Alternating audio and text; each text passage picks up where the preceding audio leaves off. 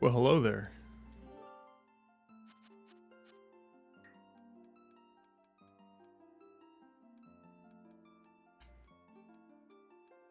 My name is Oklasoft, and today we're gonna play through. We're gonna start up a file for Twilight Princess HD.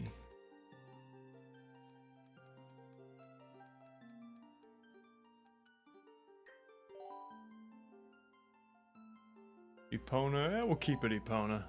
Might as well. Definitely normal, not hero mode for me. And I have played Twilight Princess before on the GameCube. I've done like a initial playthrough, but I don't think I ever got really past the part where you heard the, or you do the thing with the cat and you're in the village. That's the only thing I've ever done. But I'm a huge Zelda fan, huge Ocarina of Time fan, so I've probably beaten Ocarina like 100 times.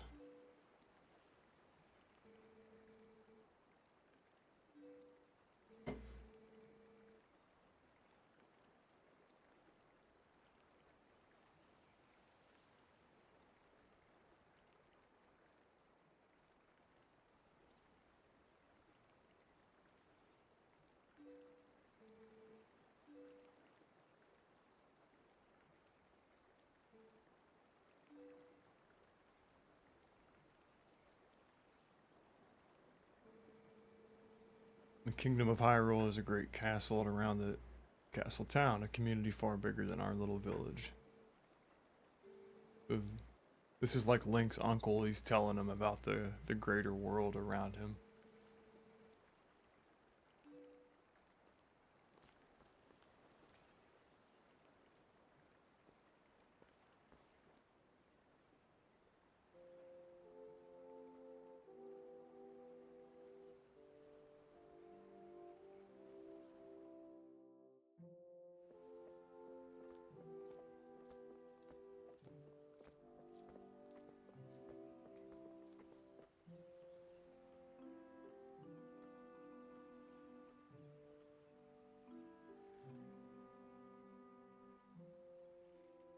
I was kind of hoping for something that was Ocarina-ish, but newer. And this game would seem to fit that bill perfectly. I was never interested in Twilight Princess for various reasons. When it came out for the GameCube, I remember it was out on the GameCube and the Wii kind of at the same time. That was a little bit unique. But I do remember my friend John, I remember him having a GameCube and seeing him play as Wolf Link. And I watched him play as the Wolf Link for a while, and I just thought, not for me. I'm not into those transformations, turning Link into an animal kind of thing. But I wasn't the same type of Zelda fan I was back then. Like now, knowing what I know about Zelda and being so much more of a fan, of course I'm gonna want to give Twilight Princess its due.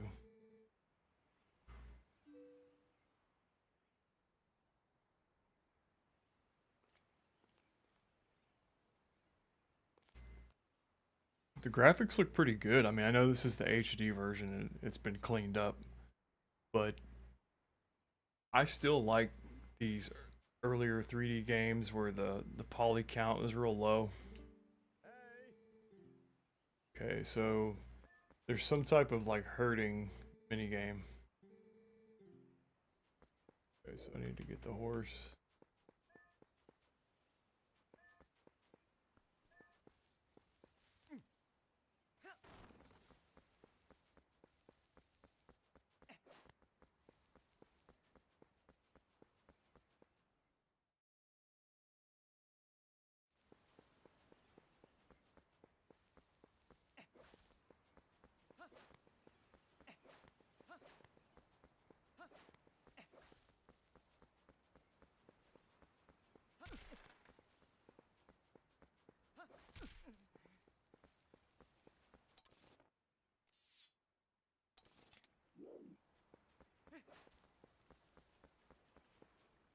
There she is. Right, well, we found Epona.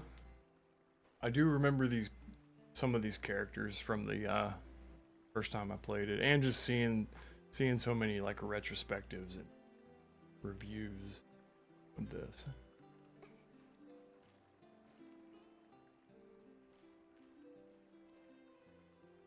I'm not one to really get sucked into the story of Zelda as much as I am just get sucked into the game and the atmosphere itself. But the dialogue never really appealed to me that much. I mean, I read it, I have read it, and some of the games do have really excellent dialogue, but I just never was that interested in like the minutia of what the characters say.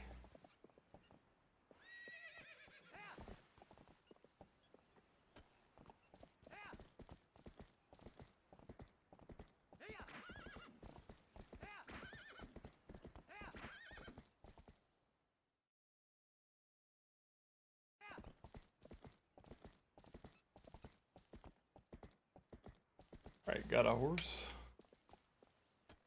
Epona, so we could probably go do the little like herding mini game. I'm pretty sure that's up on the agenda.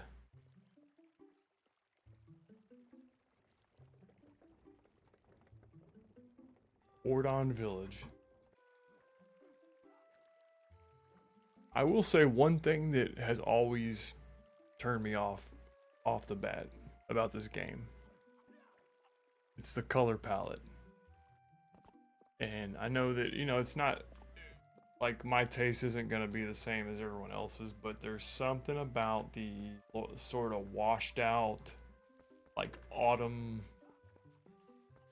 It's not even autumn necessarily. This is obviously like an autumn scene here, but it's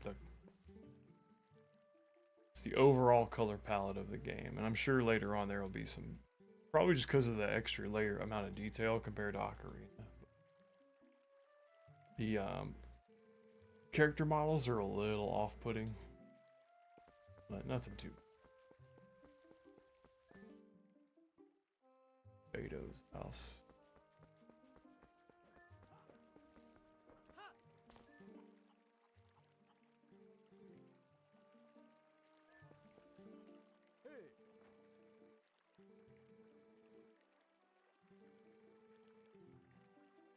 All right.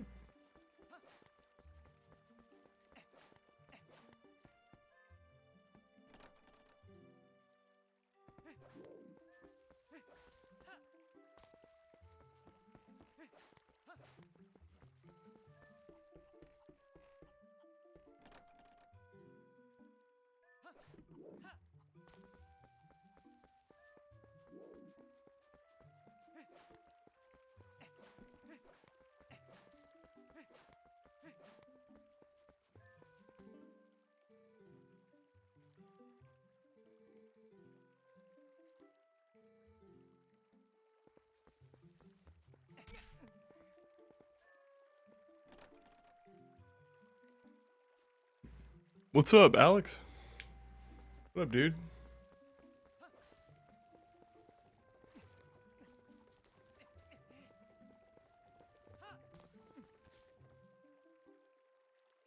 What you up to?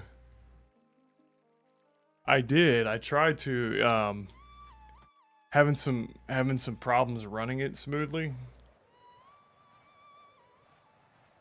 It seems to be working now, but I wasn't sure I could stream it. Cause the game has crashed a couple times, or it's crashed my machine a couple times. So it might have to. It might take me a few more days to get that one ready. What are we aiming for? Damn, I should have read.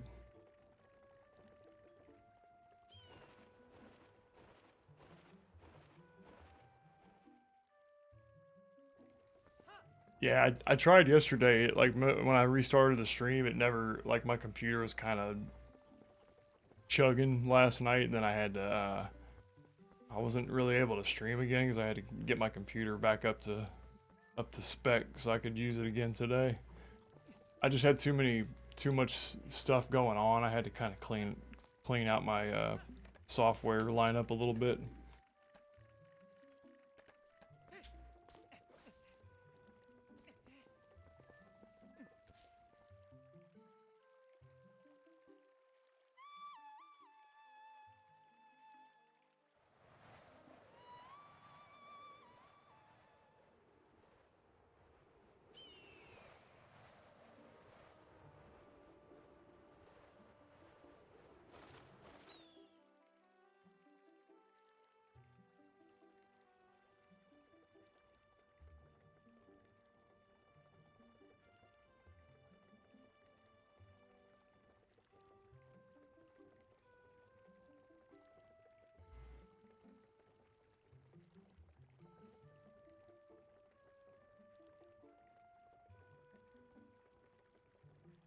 Apparently I need to go to the ranch.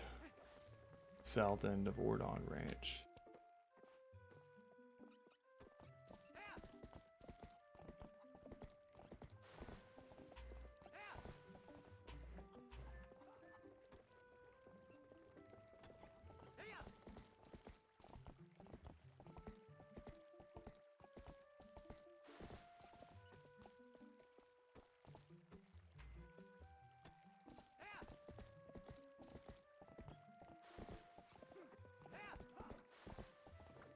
Oh, really? You're gonna do a Phantasy Star run? I don't know how. Are you familiar with this game, Alex?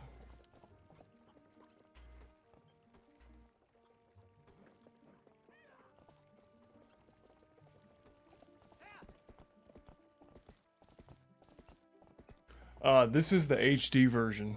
So this is Twilight Princess HD. It's not actually the GameCube one. That might be. I'm not too familiar with the different versions or anything.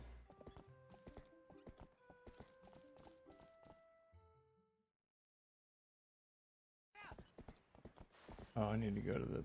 Oh yeah, the guide's saying go to the south end of Ordon Village and enter the ranch.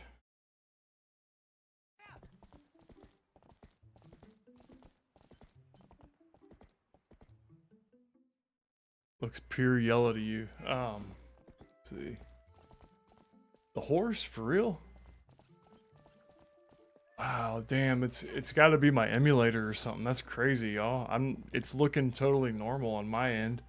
Let me see. Let me see if I pull out the studio mode.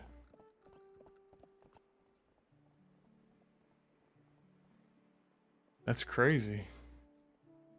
Just the horse. What? That's a trip, y'all. I don't know. Let me see. I'll try one thing. See if that helps.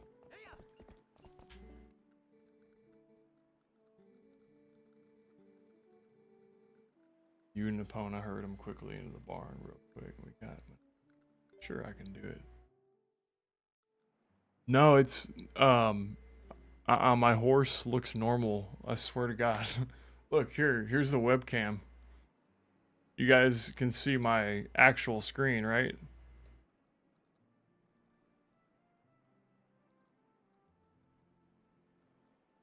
Yeah, y'all see there's my TV and my computer monitor, both of which have an image that y'all are seeing.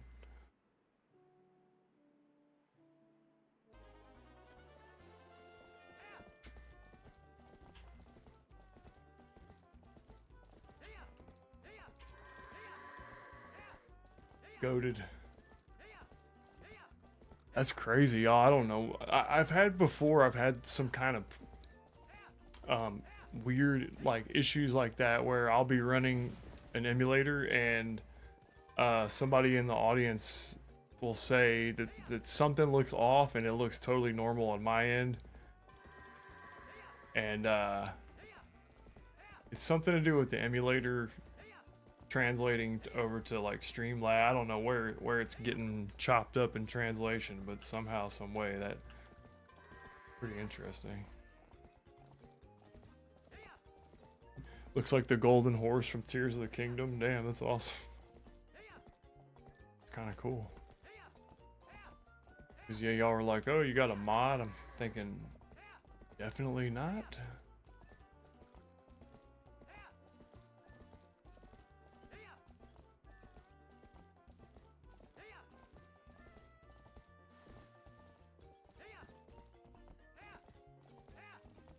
Oh, get him.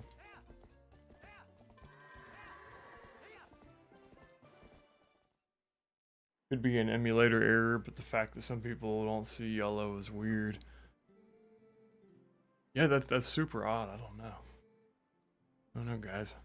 I'll have to watch the stream. Like, I'll watch the VOD or something afterwards, and maybe I can see the yellow that y'all are talking about.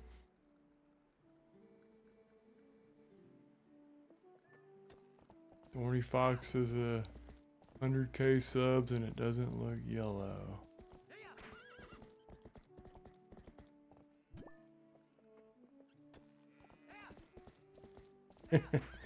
A Yanny Laurel situation.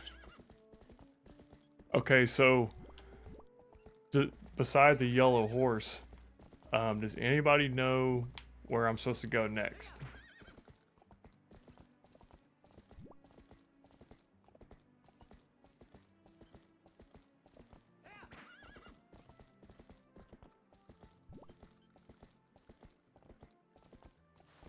Where do I dismount this guy?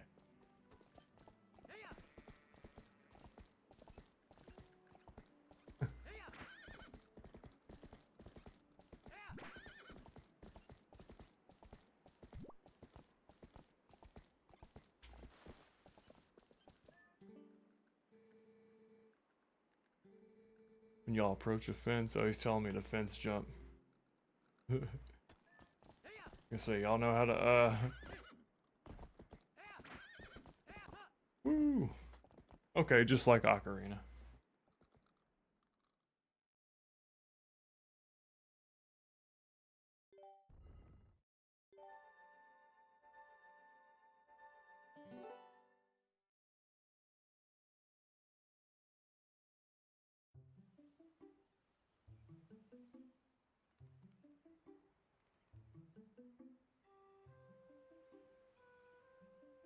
Yeah, do it. Maybe it's color blindness or something. Maybe this is how you're gonna find out that you're actually colorblind, you know? You're gonna go to the doctor and be like, yeah, I was watching this stream and then the yellow horse and other people said the horse wasn't yellow, and then I started questioning everything, and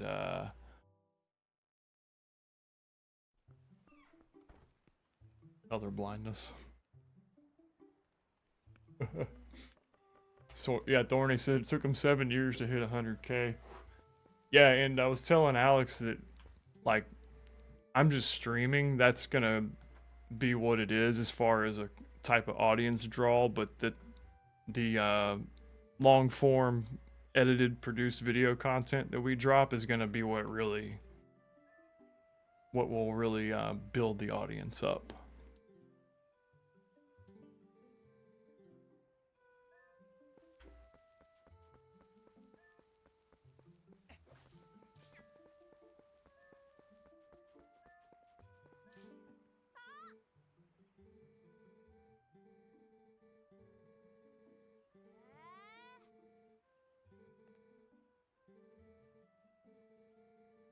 All right, Alex, later, dude.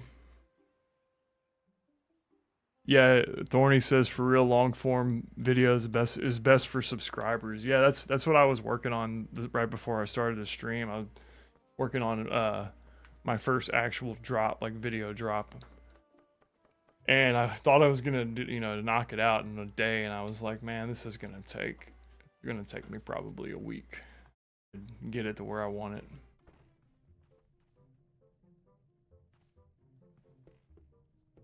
I underestimated how long it would take me to gather like B-roll footage and stock footage off of YouTube.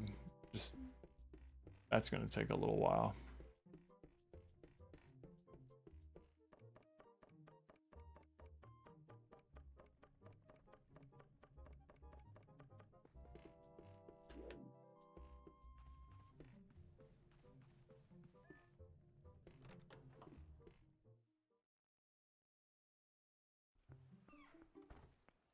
For sure, and you know what you're doing. You know what I mean? Like me, I'm kind of trial by fire, figuring it out. I've done video editing before in my life, but it's all about like the suite of software that you're choosing. and your familiarity with that software. Okay, now I gotta go buy a slingshot.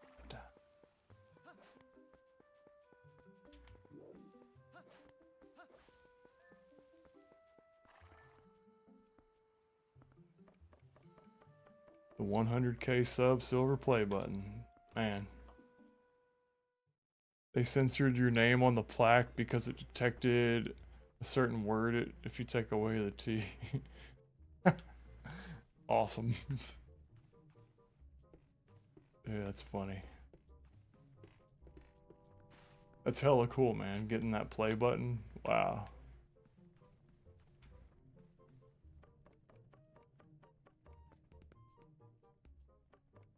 It's got to be a great feeling.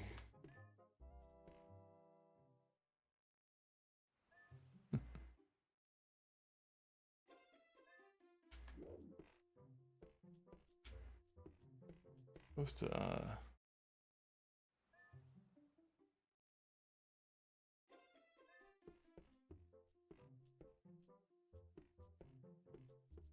makes for a nice mirror. Awesome. I have to check out your channel after this, Thorny. That's cool, man. So what are you up to today? You just browsing through like random live streams on YouTube?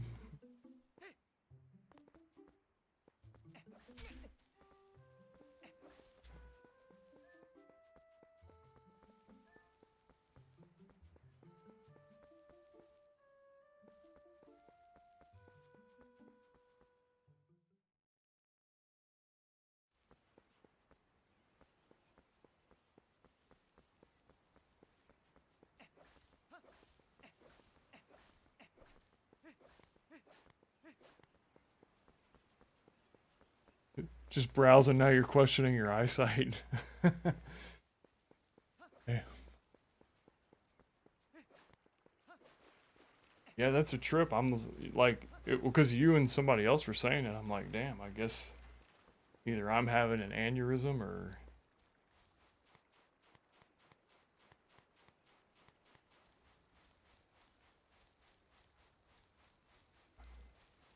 Will do, Alex.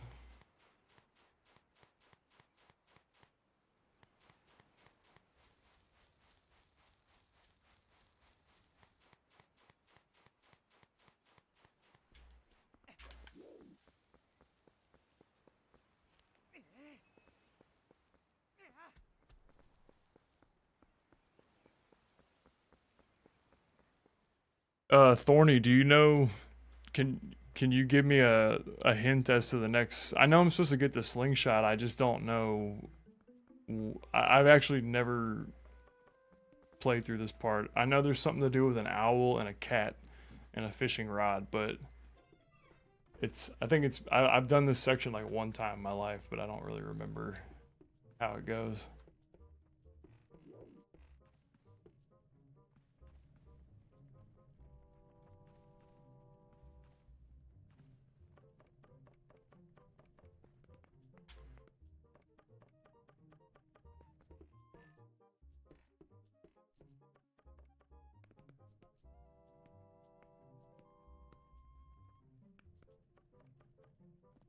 Me too, I doubt it though. I'm sucking ass at this game. Last I played this game, I was basically a fetus. Damn.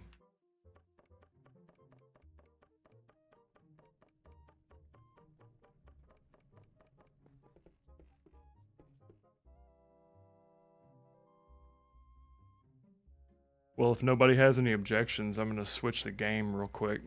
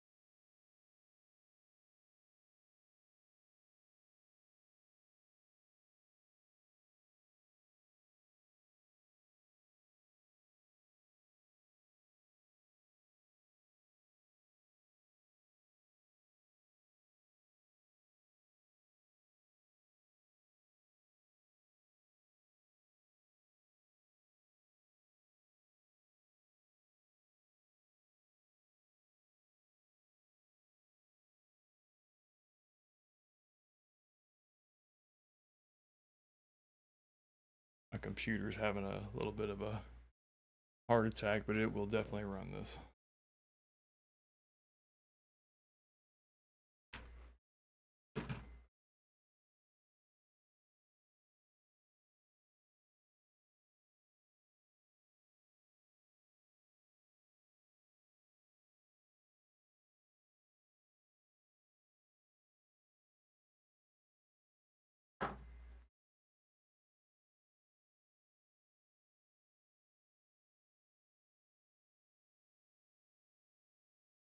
It normally doesn't hang this badly.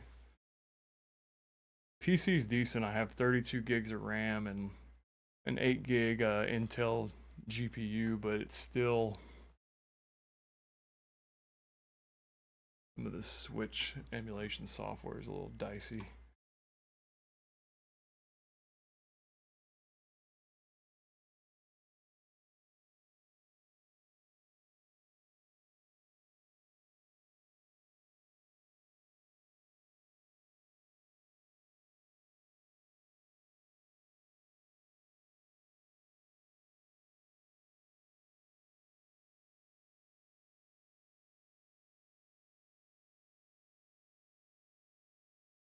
There it goes.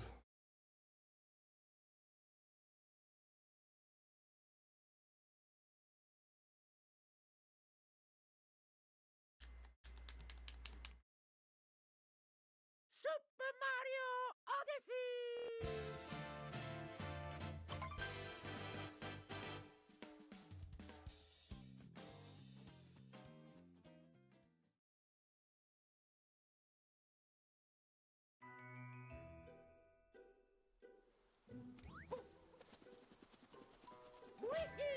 Sorry to switch the game on y'all like that. I could see that I was gonna have to pull the guide out for Twilight Princess, and now I realize that I need to brush up at least on the opening section before I try to stream that one, because I thought it'd be cool to try to bust through the opening section, then I realized like it was gonna be kind of boring for me to struggle through it. What I've been doing is I've been like writing all day, writing a script for my video I was telling you about, Thorny, and I was like, oh, I'm gonna take a little break, and as I was gathering some game footage, and then I was like, you know what, I feel like streaming, I just wanted to. There, Taker. Okay, something about Ninja Turtles in his house. I'm about to read that. Okay, what do you say? Taker610 says, I have the Teenage Mutant Ninja Turtles in my house. Damn.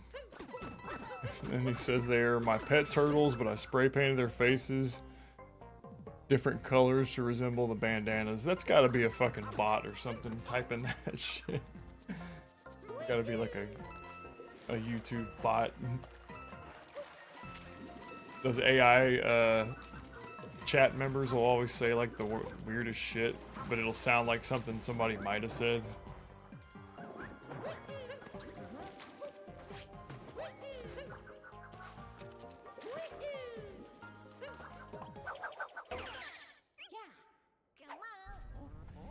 Might make them fighty. You and your friend always bid on them, and it's always Raphael. Raphael was also my favorite Ninja Turtle. Raphael and Michelangelo were obviously the best. Yeah, Raphael with the size is definitely the best.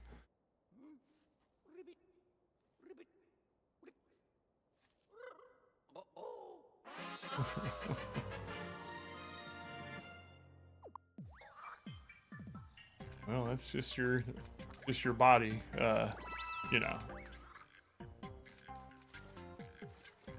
Just your body. You're gonna have questions, but you know, ask one of your teachers.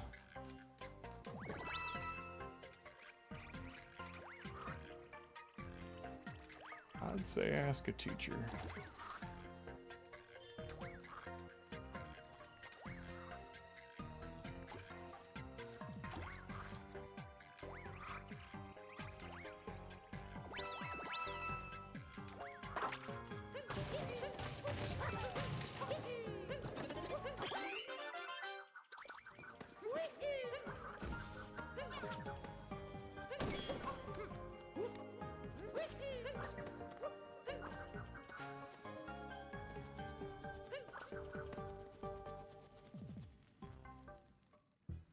Wish you had your own version of Cappy, man. Me too, man.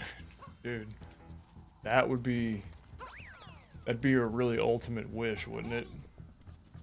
If you could, you could be granted just one wish in the world. I think Cappy would be pretty powerful because you could probably grant yourself some other wishes just with the power of Cappy.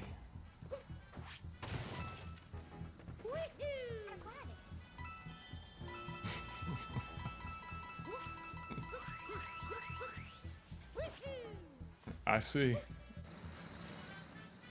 Well, they do have a, pretty sure they have some kind of pill you can take for that.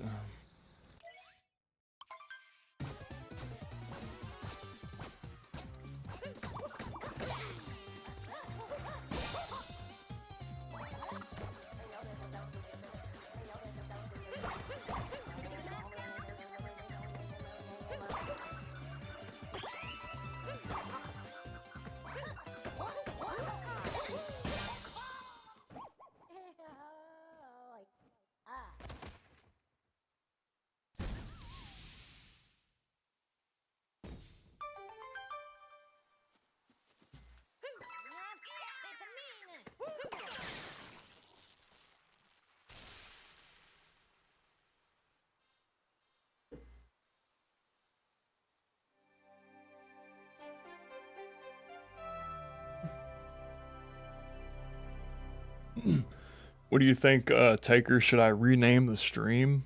Or should I just be like, fuck it? Do you think, does it matter what I title the stream? Or, I'm kind of new to this, honestly. I am, this is all trial and error for me. I'm not new to the internet or video games, but I'm new to streaming.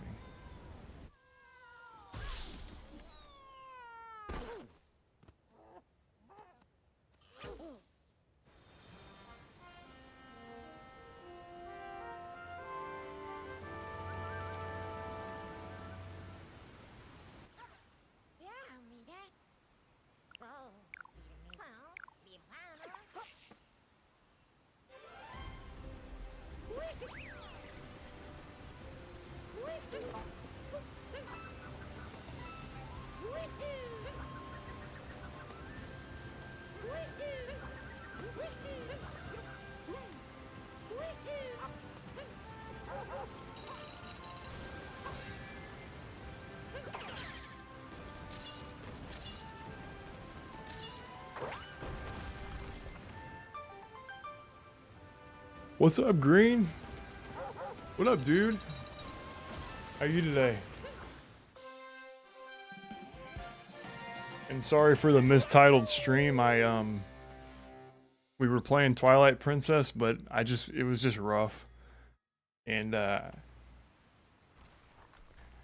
kind of thought before I started, I was like, man, I probably should like familiarize myself with the game a little bit before I try to stream it, but I was like, nah, fuck it, just boot it up. And I was like, you know what, I need to get better at the game before I showcase it. Just chilling.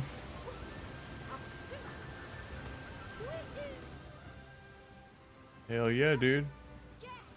Hope you had a relaxing weekend, you know? Recharge yourself.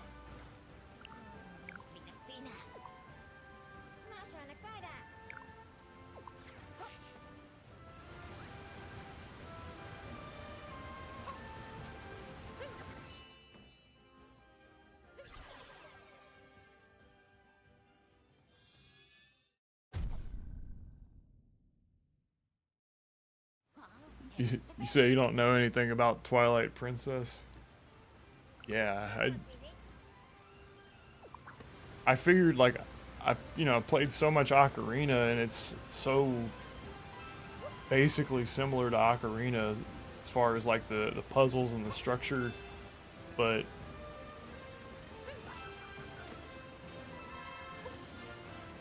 something about the color palette in that game kind of like is sort of drab, and it's always turned me off a little bit of that game. But like, I feel like now I finally want to I've heard, you know, I've heard really good things about Twilight Princess from Zelda people. They all are like, yeah, Twilight Princess is like the real meaty, like lengthy traditional Zelda adventure.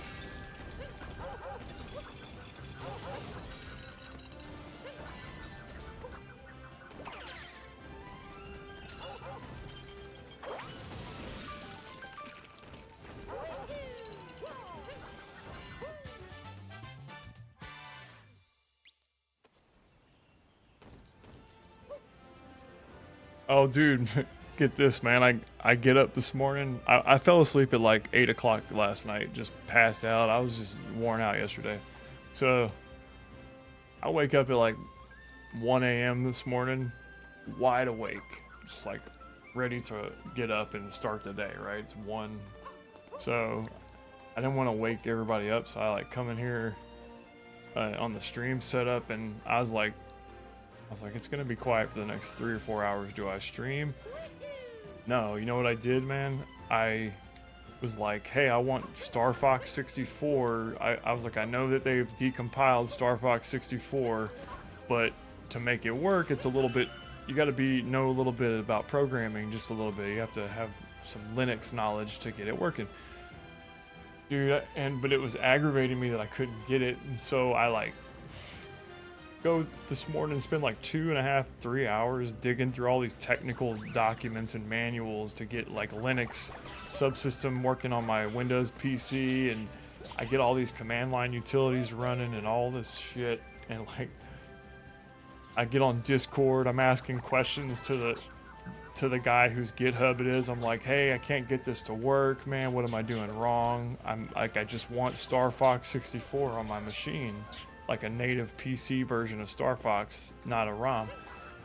And so anyway, long story short, I like finally figure all these technical glitches and hurdles out, get it all working, but then I realized that they actually haven't made Star Fox 64 into like a runnable program for Windows. It's still just like all that I accomplished by doing all that shit was having my computer spit me back an exact copy of the Star Fox 64 ROM, which is like no more useful than the one I already had off the internet.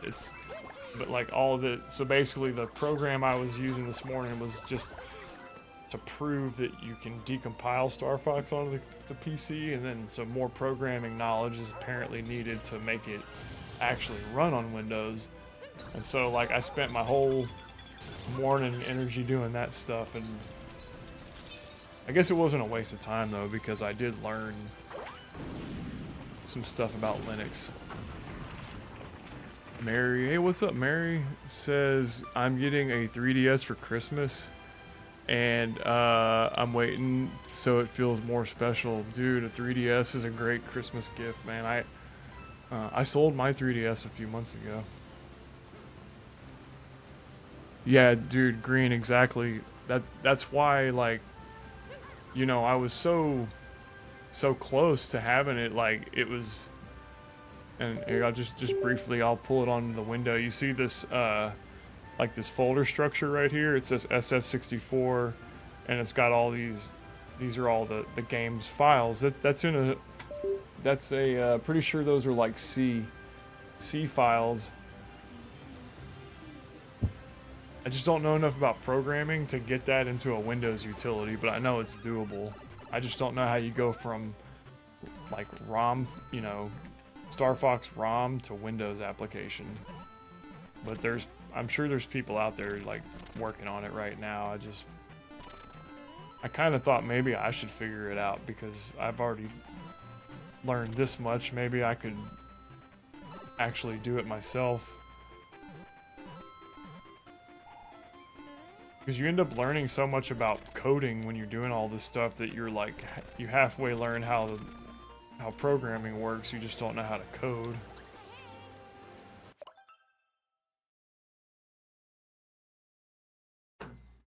Gotta plug the Switch controller in real fast. So Mary says, "Bro, I'm doing programming for college. Shit, maybe you can help me. Once you finish the course, maybe you can help me compile Star Fox 64 into a native Windows application, so I can finally have a. The only reason I want it is so I have like the least amount of input lag that's possible on Star Fox, you know, because that's what my real true like goal is with all these emulators and ROMs is like I'm trying to get a setup that's as close to real hardware as possible, but without being on real hardware, because I don't think like it's like feasible for the retro gaming community to be, you know, buying N64 hardware and shit into the future. It's just like we should be able to run this shit on a computer. And I want it to run, you know, if you play on real hardware though, there is quite a difference in the input lag on some games, and it just makes all the difference. Star Fox to me is like one of them games where you need that snappy responsiveness.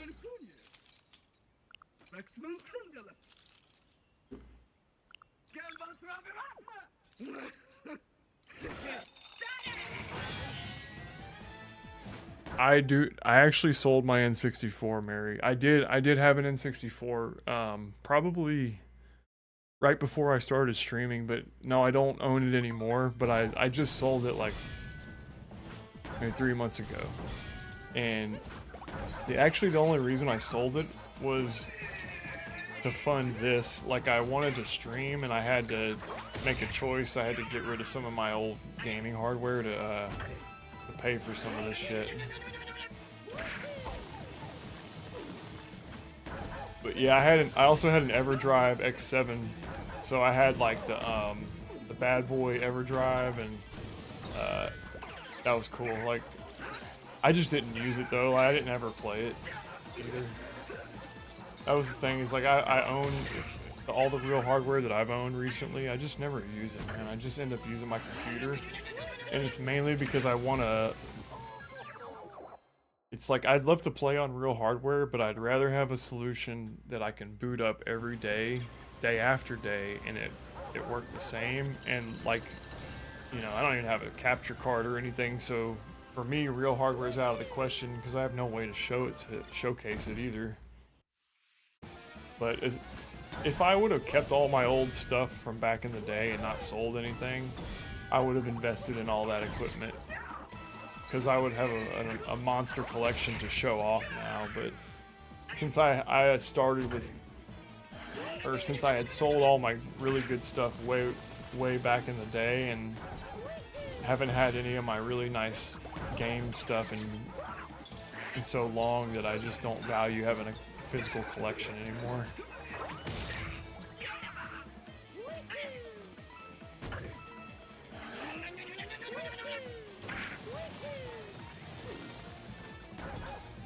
I think I've told y'all that story a few times, like, but yeah, Mary, I've sold my N64. I've probably sold like 5 of them in my lifetime.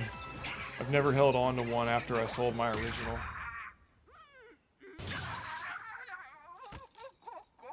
Yeah, it's some of those, like my story about selling.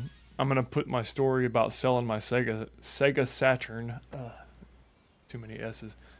Like, I'm gonna tell the story about me and my homeboy trading in our Sega Saturns at this game store and getting $10 a piece for the entire console. And this is in the early 2000s, maybe the late 90s, but they gave us $10 for a Sega Saturn. And we did it too. I sold my Sega Saturn for $10. It is, man. It's just like, yeah, it's like I said, if I could, my real Switch, I'd totally be playing it right now if I had the equipment. It's like one more thing I gotta buy. But I also like having an emulator environment because I had more control over it than Nintendo. Like, we don't really, we don't have 100% control over the Switch while it's running. And I was thinking, like, the PC that I have right now, I built it last year, but it's fairly beefy. But Switch itself is a pretty much aging hardware at this point. So the Switch games themselves, they're heavily optimized to run on really crappy hardware. You can unlock the frame rate in Suyu. Like Tears of the Kingdom, it runs at 30 FPS, or it targets 30 FPS. And I've got the mod installed on Tears where it targets 60, but there's all these little things that break because of that they had to go one by one and patch. And it runs pretty well now, or it runs pretty much flawlessly now at 60 FPS on my setup. But it kind of chugs, like when you first boot it up, it chugs and chugs and has to like kind of catch up or something. But I've never actually played it on the real Switch, so I don't know. It might do the same thing.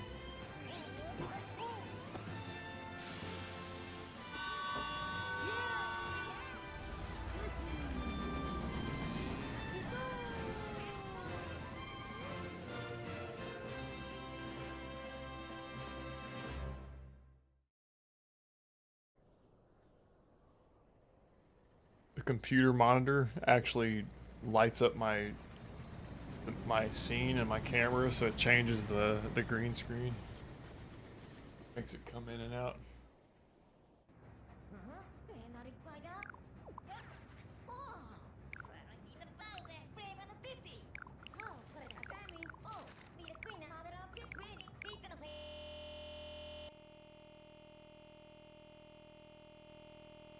Speaking of emulation, that little glitch sound will stop. Give it 1 second.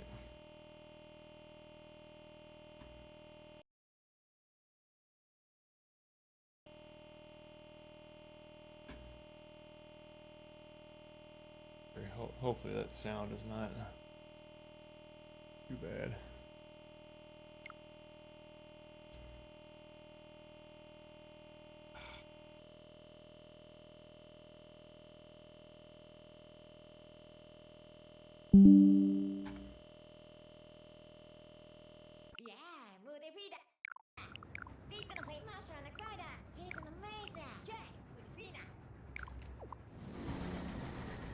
Put the sound back on. Sorry about that. Apologies for the audio. Okay. It always does that. Like I knew that was that little glitch just now. Does it every time, so I knew what to expect. But that's one of the only points that this game even freezes on emulator is that it has to do with pausing it.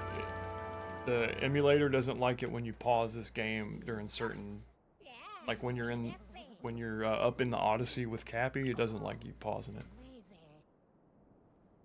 So, okay, Mary said, let's see, I actually traded in a Wii and a Switch game and you got $20, and you have a theory that Luigi is paying Nintendo to try and kill Mario, but maybe that's just a theory.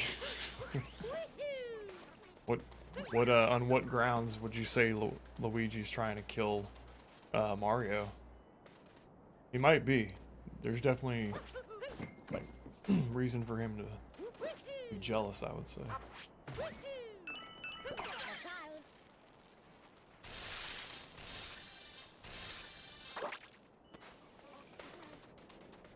Oops.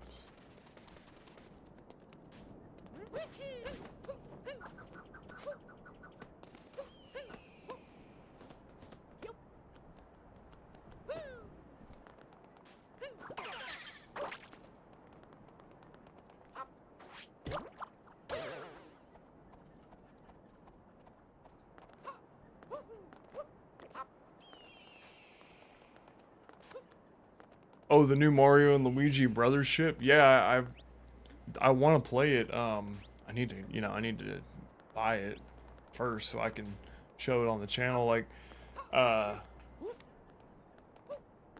try to at least, and I do actually try to own the games that I'm showing on emulator just to like, just so to not be like that kind of an emulation user. Like, I don't want to be a freeloading bastard. Like, I do want to pay for my games, but I just want to play them the way I want to play them. I want to play them on a PC. I think that's fair. Like, I think if if it came down to it, like that argument, I think I'm in the right. Like, as long as I pay for the game, I can emulate it.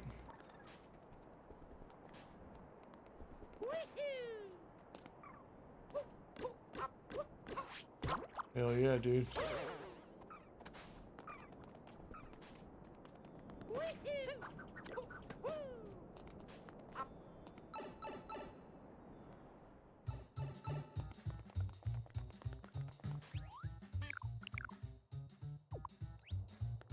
Yeah, I'm gonna work on the setup and get it real dialed in. So it's like, I wanted the green screen so I could eliminate the background in my shots. It doesn't really help it with any doesn't add to the game really, Bro, when you said free, yeah. Yeah. Well, you know how it's like the people that are gonna download all the Switch games and never buy any of them. Those are the people that like will ruin it for everybody else and will piss Nintendo off. It's like if people just like kind of did it on the up and up, it wouldn't be an issue. But Nintendo knows full well that like a ton of people are just getting all their shit for free.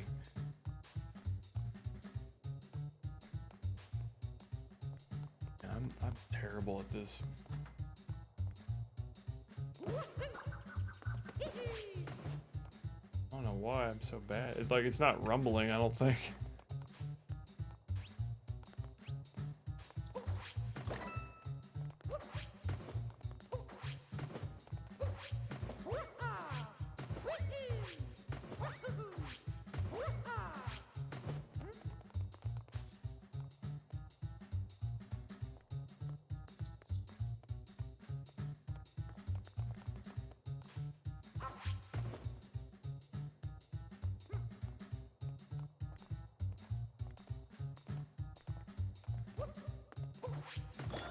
There it is.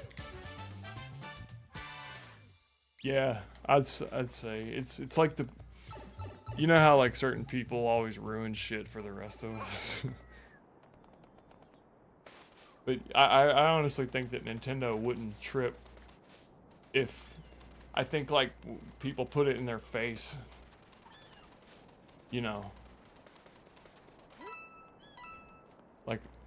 Like I wouldn't even necessarily reveal that I'm using an emulator. You guys would already know that, but like if I was,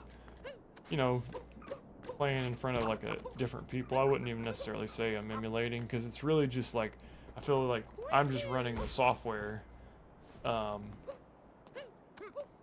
I paid for a license for.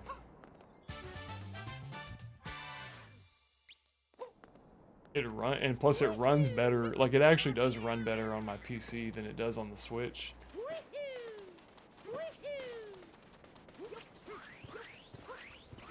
Looks a little better.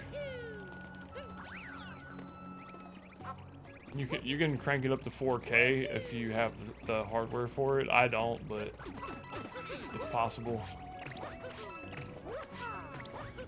Reloading bastard.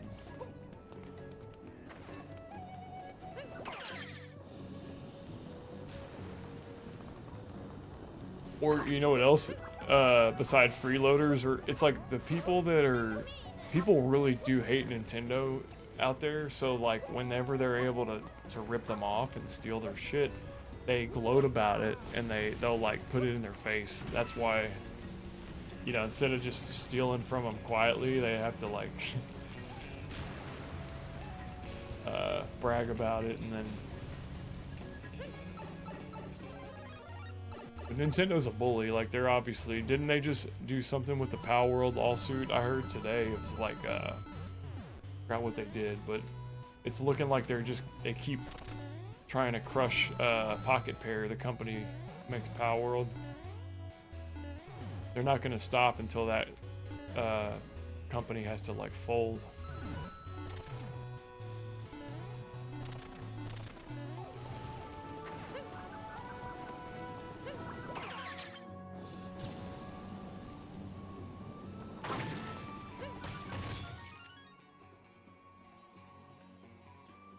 Ah, crap.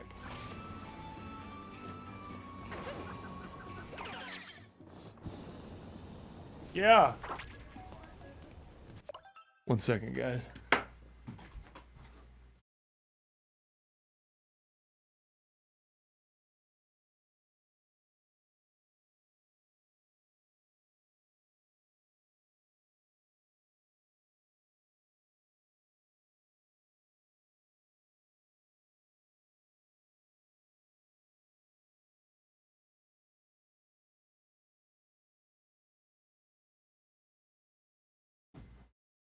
Everybody, I don't know if y'all are interested, but this is want to see Randy. He's y'all probably hadn't seen him in a couple of weeks. He's getting to like 13, 14 pounds now, and he's getting bigger. Say hi, Randy.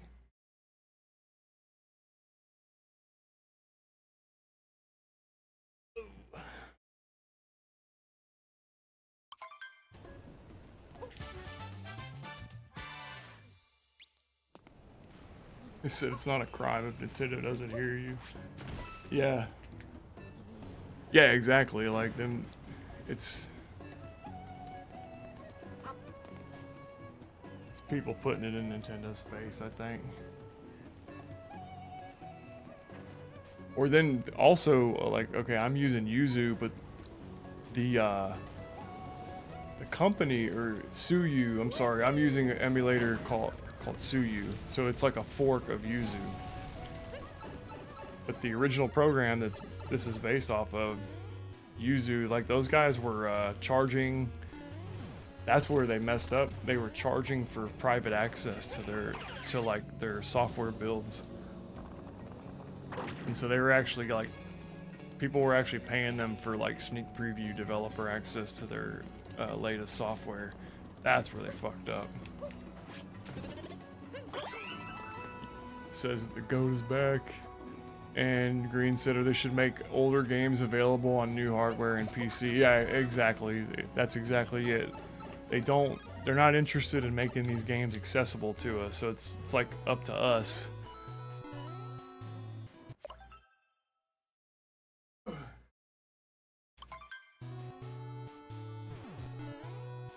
And they truly don't care. Like, I know these, they don't care about making sure that you can access your back catalog. They just care that you can buy their shit going forward. That's all they're worried about. They could care less if you ever play any of their old games again. That's how they look at it. They're like, shit, we're not making money off those old games. And I think, to me, the NSO was a little bit of a slap in the face, because I just don't like being charged a monthly fee to access, you know, what are basically just ROMs.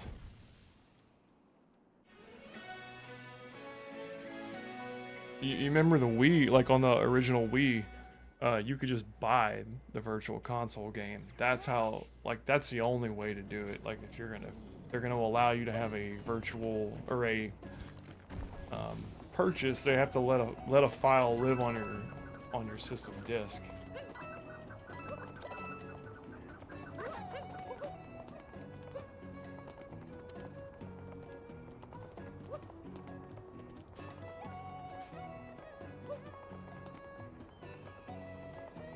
You know how every website nowadays, like, if you want to do something online, odds are, like, you'll end up having to log in or get a new account to something. Every time you want to, you know, maybe look up a record or something online, you end up having to put your information in and sign up for even more spam, more accounts. The whole, the way that they like force you to sign into every website now, I feel like it's part of the same exact symptom of them forcing you to like rent or pay for temporary access to your files. Like that, it's the whole concept of non-ownership, and it sucks.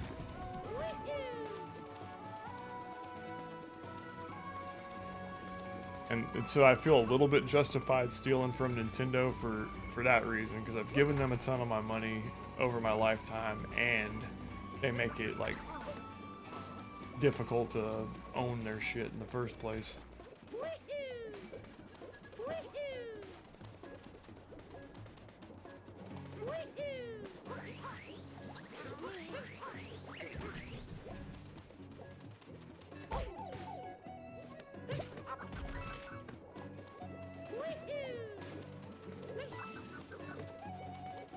Hey, do you guys watch Summoning Salt YouTube videos?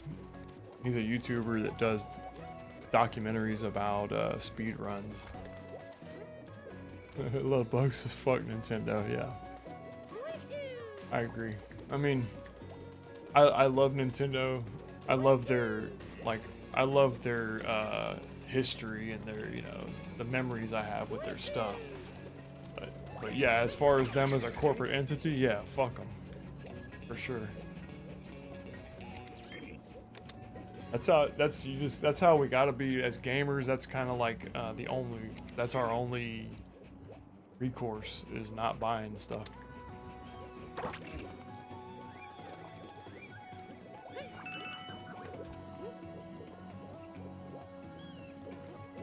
But man, I think the tides are starting to turn in some parts of the game industry. Like, you guys seen the shit with Dragon Age, Veilguard and everything?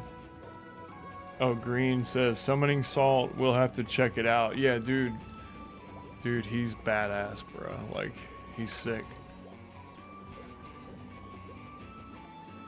Let's see.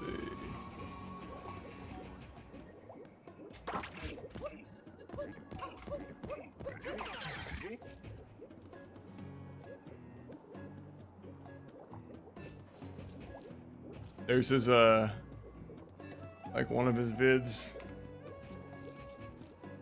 The history of Simpsons hit and run world record.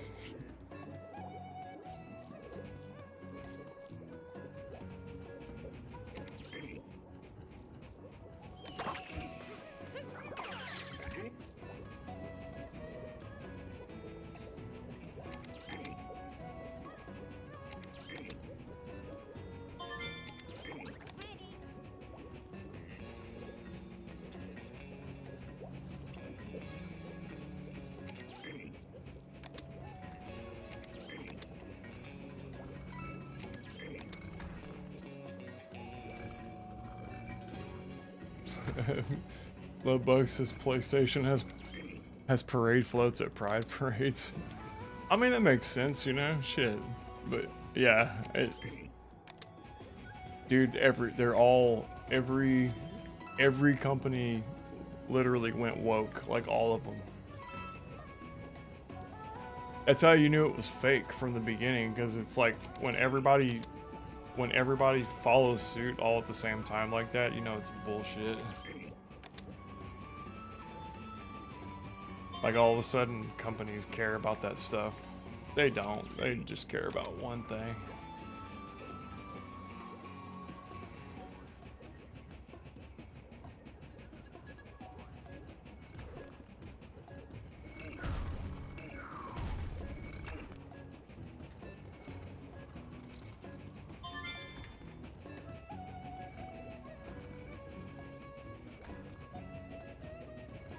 I'm pretty pumped for Mario Odyssey 2, to be honest. I think that's gonna be... I think Nintendo's been working on that one in the background for years now. Pretty excited for the sequel to this. Let's see. Lovebug said, how did I celebrate Pride Month? Well, when was that? Like February? Actually, I took a massive shit.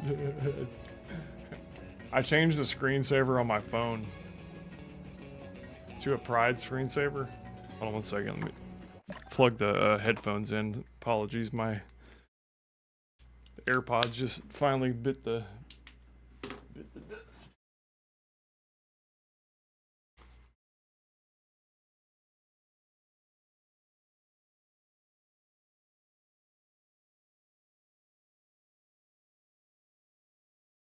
Oh.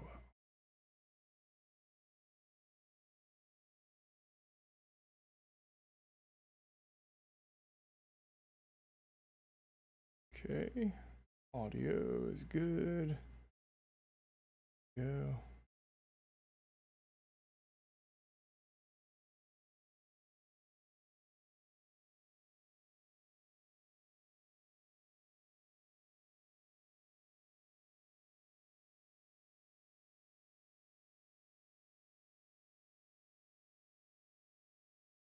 All right, testing. Let me see. Testing. One, two, three.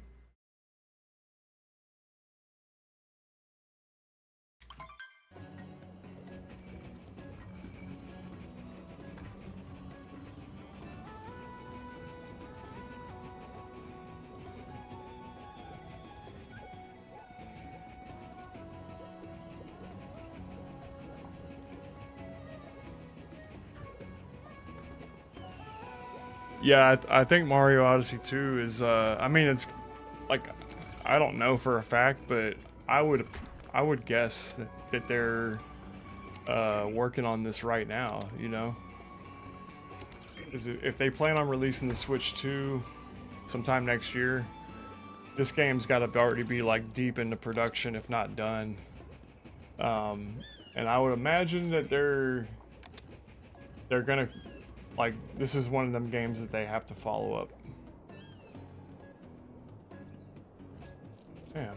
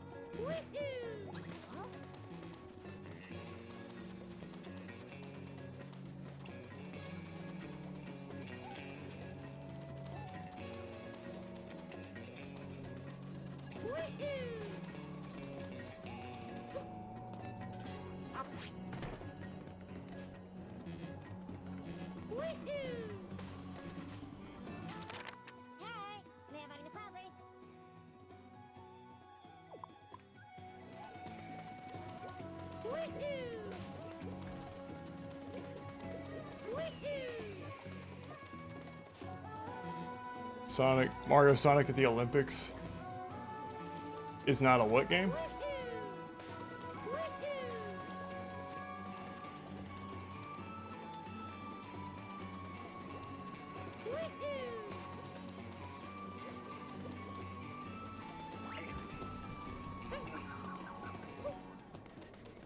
Oh, there it is, finally.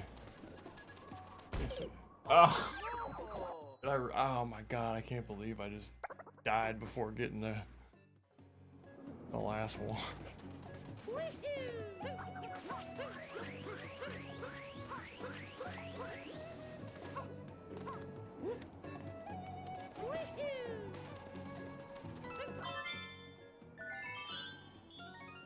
There it goes.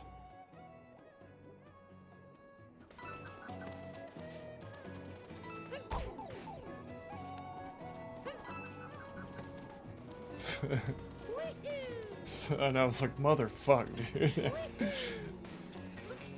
shit happens to me once in a while. I used to like want to break the controller back in the day in the 16-bit era or 8-bit era. Like, there's no save states. You'd be playing a game like Mario 3 or Sonic or something where there's no save. and some of those sequences were just so incredibly difficult. And like you get there as a kid and you get it to where you're like, you're gonna do it this time, and then it could just be like the tiniest little thing can end the entire run for you. And sometimes as a kid, that kind of rage is hard to deal with.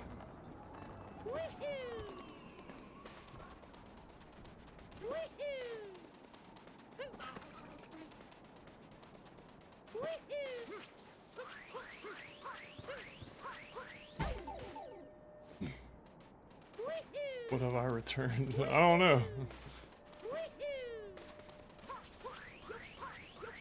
I thought that guy was a bot at first, but I think he's a real person.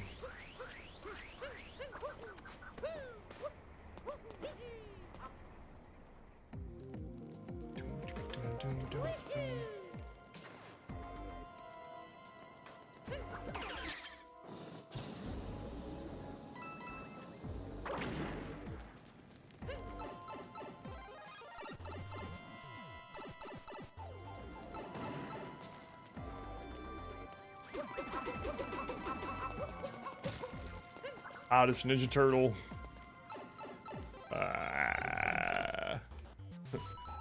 Bebop. April O'Neil.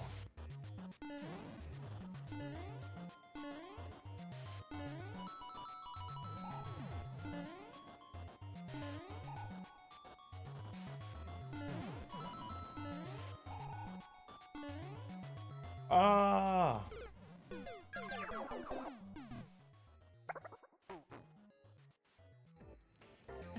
Yeah, man, that's why I cut all my hair off, dude. I got tired of drying it.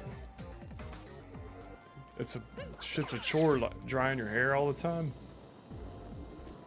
If your hair gets real, you know, shaggy, it can take forever.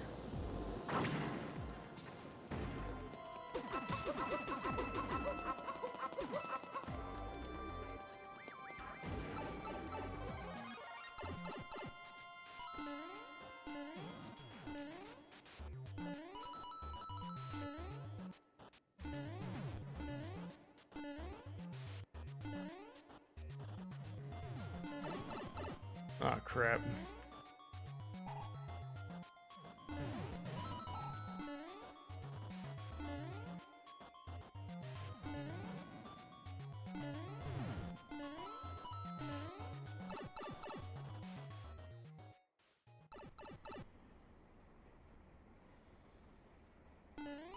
Ah, shit.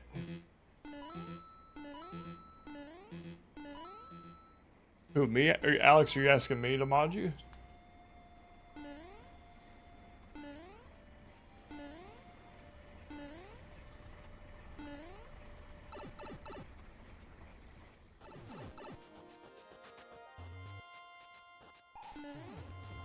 Are you asking me, Alex? If I am on your chat, I'll mod it for you, dude. Ah! Fuck.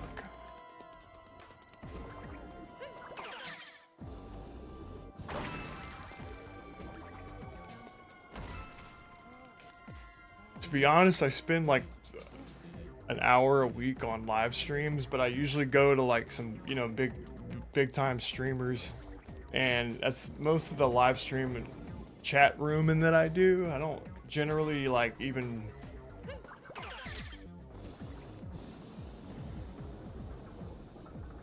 but I will be a mod for you if I'm in the position to do it. Yeah, of course, man. What I mean is I don't really be like out and about on YouTube that much chatting. I just don't.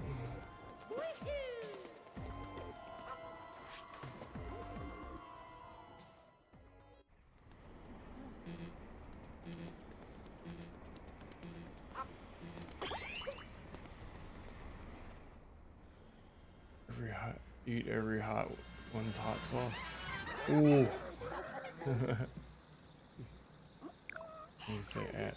Oh yeah, yeah. Oh, add you as a moderator. Yeah. Do we need a moderator? I don't. There's only like 3 of us in here for now.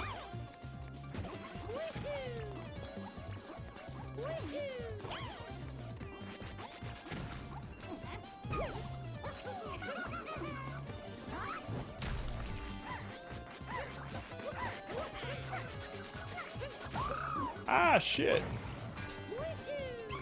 Jump on this harlot.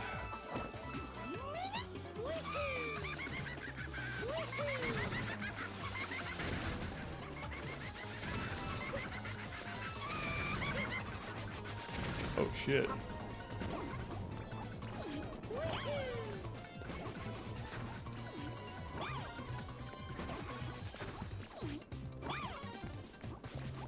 Alex, you're the man. All I need you to do is just keep coming to my live streams, buddy. And bring in the crowds. That's what you're here for. You're here to promote us and get us big time numbers.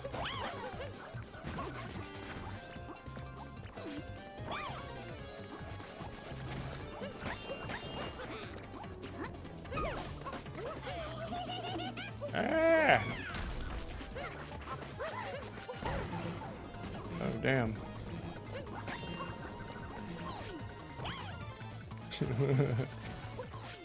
Anything, eh? Mm. You said anything.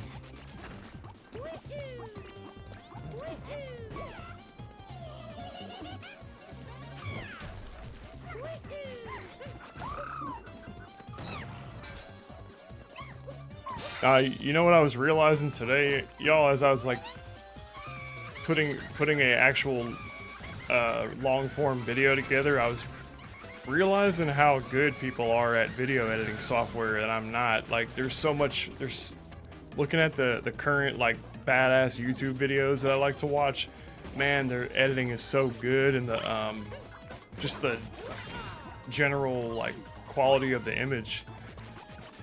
Whatever software people are using to edit videos nowadays, I'm guessing it's like Adobe Premiere, because they've had that forever. But it's a pretty big learning curve for that software, is my point. And it's a big time investment to get good at these pieces of software. That's kind of the key when you're like a one-man operation, is you need to learn just enough to get your stuff done, but like you can't dive too far into video editing or too far into image editing, because you gotta ultimately you have to do the job of like 10 different people to try to like produce your own YouTube channel all by yourself, create, shoot, narrate, edit the videos. It's a lot of work for one person. But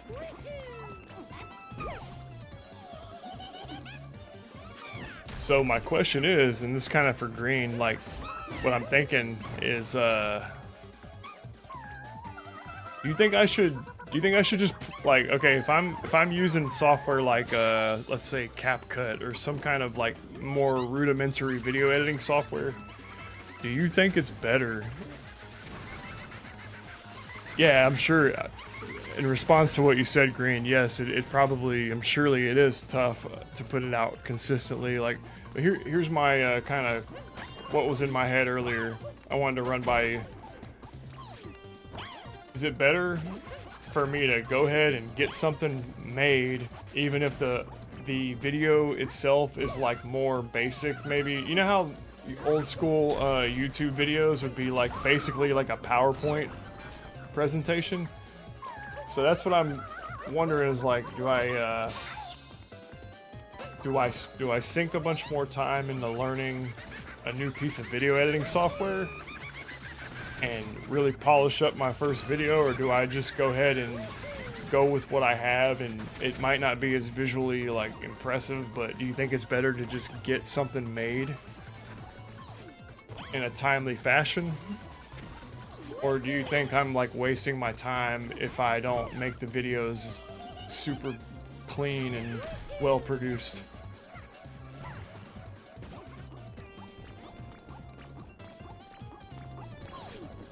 Alex says if you don't edit it, it will come out cleaner.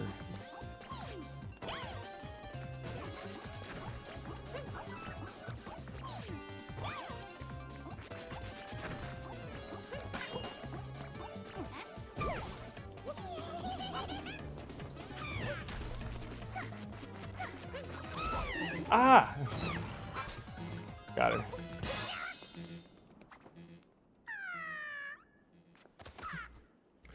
You think Green says you think the content will matter more and more, so and the production factor comes along with experience. Okay, that's good. I'm glad you said that. That's pretty much what I was thinking was like,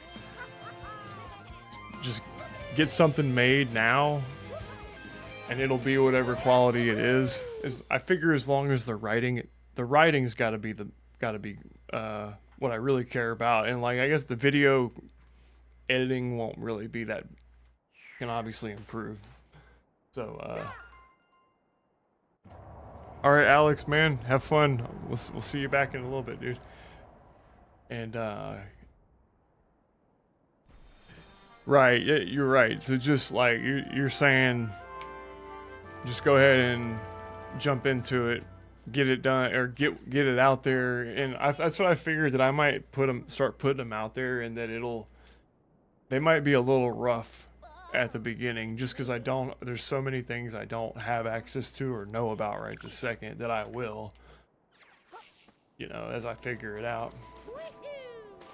But yeah, that's perfect, man. I'm glad I asked you, because I did want to I was thinking about that. I was like, if I get something out there this week, like, it's not going to be the most impressive from a video standpoint.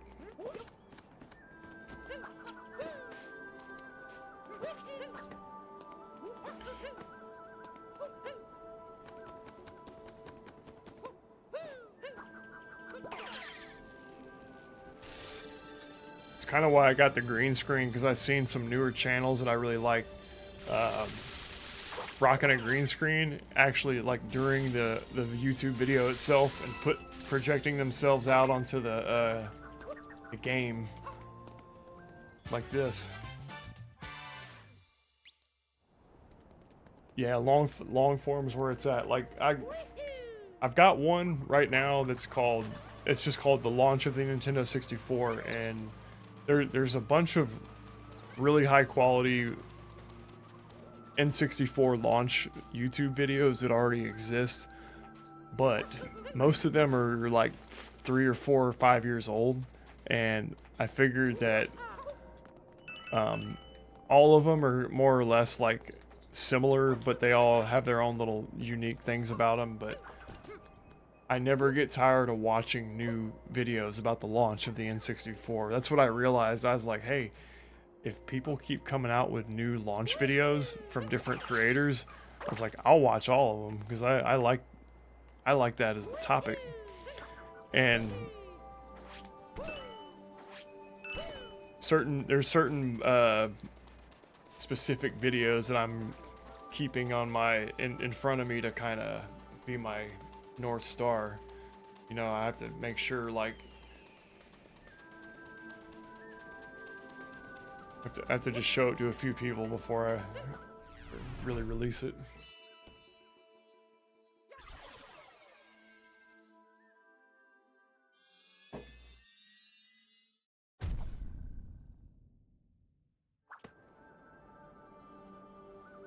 So Green says maybe just have a baseline for quality of video. Yeah, I figured as long as the script and the words themselves are legit, like, it's not gonna be like just Wikipedia readings or something. Like, it's me really writing, like, it's really my own writings, and then I'm trying to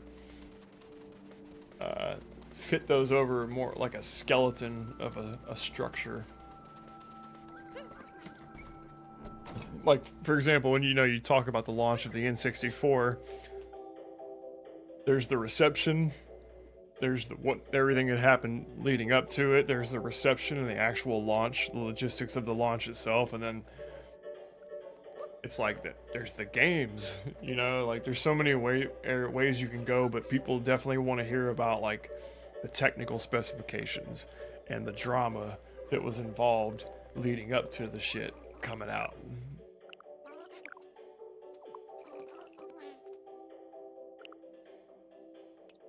What's crazy is when I remember being 9 years old, buying into the hype, like being a Sega fanboy at the time, right? I had a Genesis, asking my parent, and a Game Gear, and asking my parents for a Saturn, because at that point I'd already decided I was Team Sega, and I'm riding with Sega.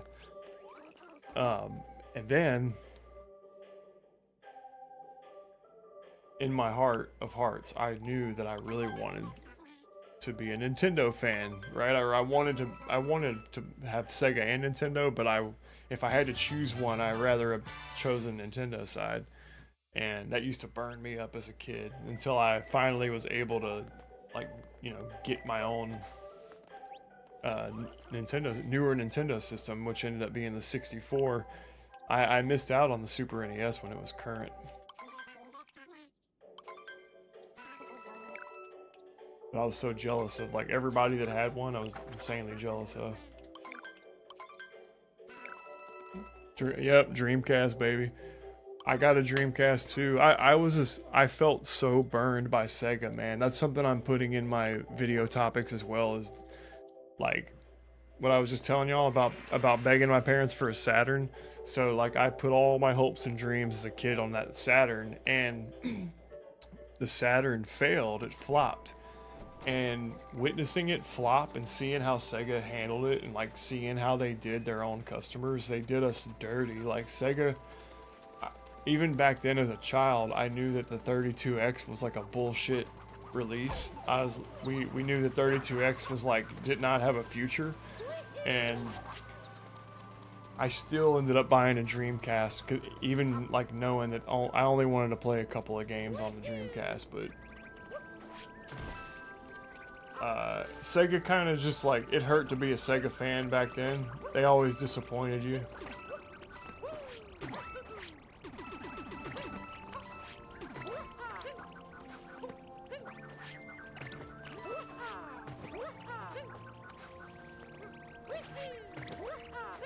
Oh, what is it? What are you talking about, Alex?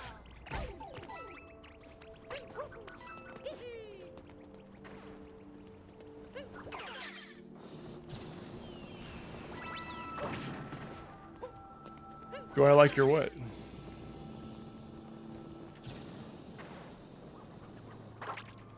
Fuck.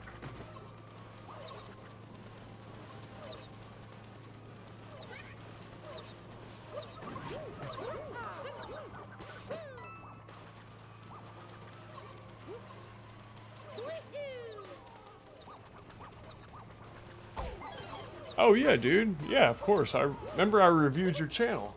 Of course I like your vids, man. I haven't seen your newest video though. Still gotta watch that.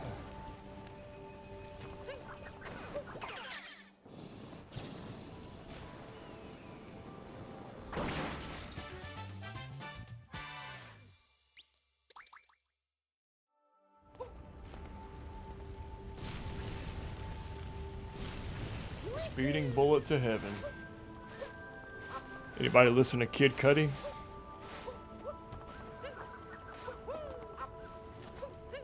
Where's my Kid Cudi fans out there?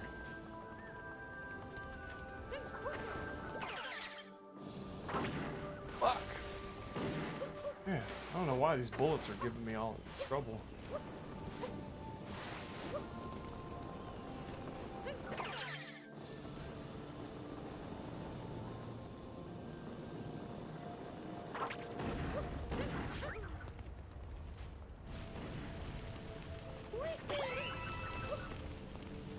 Oh, you just finished your thumbnail? I'll look at it as soon as I get a chance. I'll check it out.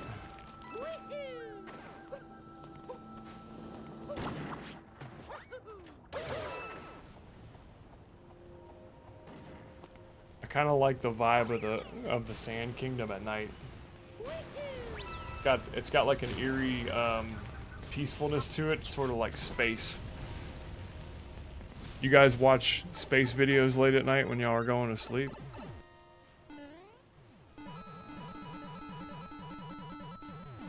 There's so many good like space channels out there, man. There's there's History of the Universe. There's some really great astronomy and cosmology YouTube channels. This is Odyssey. Hey, Glenn Barrett, man, I apologize. I had to switch the game up. Nobody in my stream knew how to get through the part of Twilight Princess I was at, so I just called it and switched the game.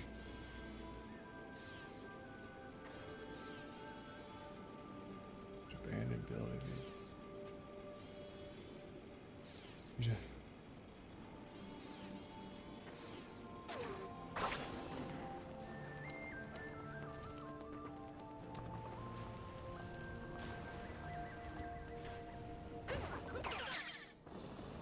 Yeah, my bad, man. I started playing Twilight. I didn't even get through Ordon Village. I thought people in the chat would know what to do, but nobody knew what to do, and I was just kind of like, yeah, this stream's gonna suck if I don't play something I'm good at least. So I'll have to give Twilight Princess another go. It's like the only Zelda, mainline Zelda, that I've just never really played. As a huge Ocarina fan.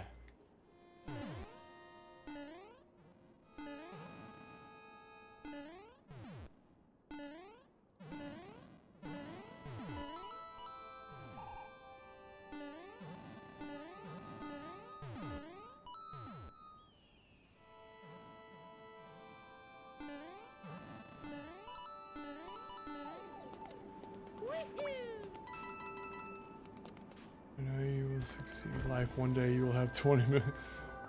Thank you, Alex. Alex, you're the shit, man. I love you. Ah, fuck.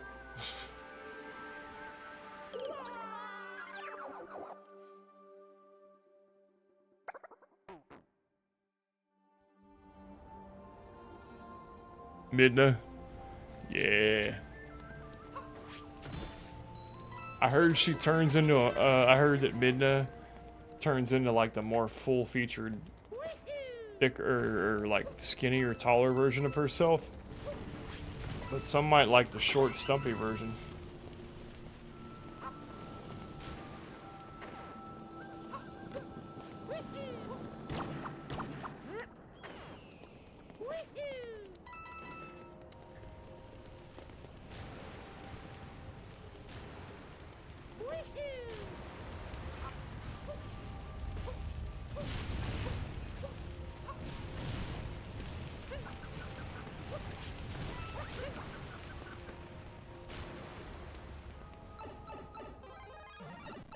I love how they made the sprite match the outfit you have on. That's the kind of details that like Nintendo always can count on them to do stuff like that.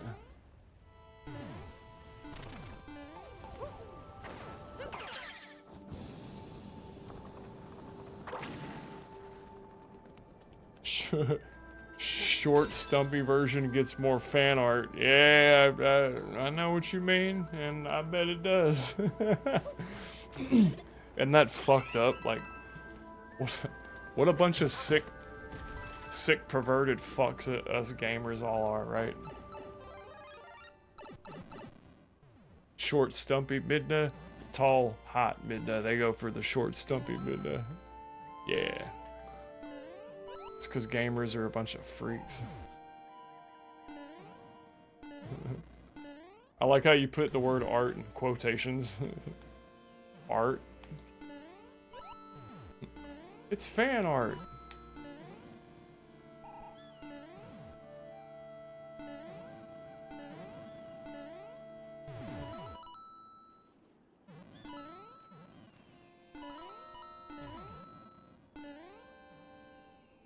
Alright, Alex. Dude, see you later, man. Be good and don't stay up too late. I'm just kidding. You can stay up as late as you want. That's your mom.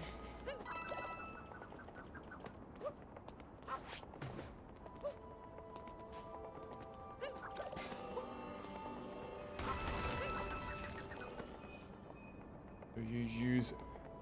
I'm gonna try not to, like... God, no, I'm sorry. Hopefully I can... I mean, I'm gonna try to use like obviously a couple of stock assets. I've already begun gathering footage, right? Like, when I say footage, I mean like random, some random commercial or random clip of anything relevant to the video, right? But a lot of what I want to gather is like home video VHS type footage. I actually like talked to my own family about this, and I told them, I said, hey, I want to make some YouTube content with some actual home videos and see if they had any footage. And we do, but it's going to be a lot of work to dig through it, so. But yeah, I want to pull as much like real footage as I can. Because nothing's worse than watching like a video that is AI generated or has a lot of AI shit built into it. That's not fun. I'm looking to be one of those like YouTube channels where the videos will be like maybe a little quirky or like I want myself to come through in the videos, and I want to like leave the viewer with an impression of a larger point, that like it's not just about the game or the system or the whatever it is we're talking about. It'll have like a more overarching like depiction of what gaming is, or what I guess I don't really know what I'm trying to say, but what I mean is I want to make the types of videos where you, like, say the Geek Critique, TGC, that's a channel that I can think of where you go to his channel and like there's nobody else videos are like that. Like his voice and how he talks and what he's saying, it's just very unique, and I want to have one of those where it's like there's nothing else like it. And I want it to be a unique perspective that people get some enjoyment out of.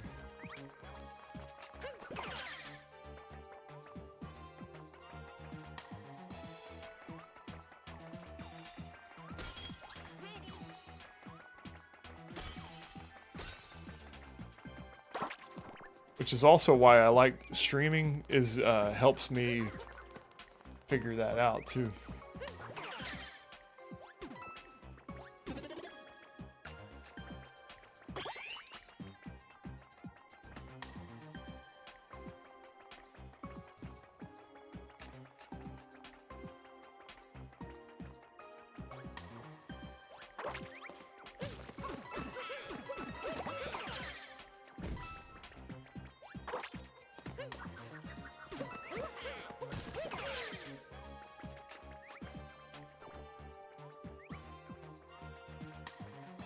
It's a lot of Goombas.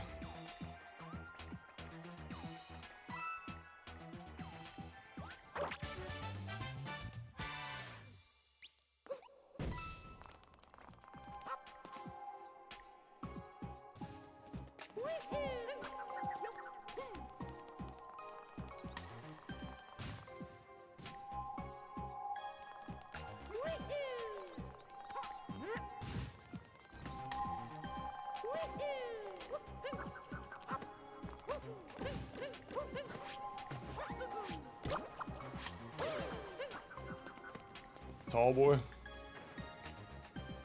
mean, like a beer can.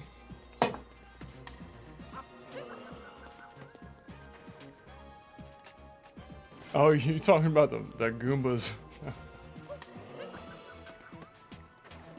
Fucking Goomba stack. Stack of Goombas.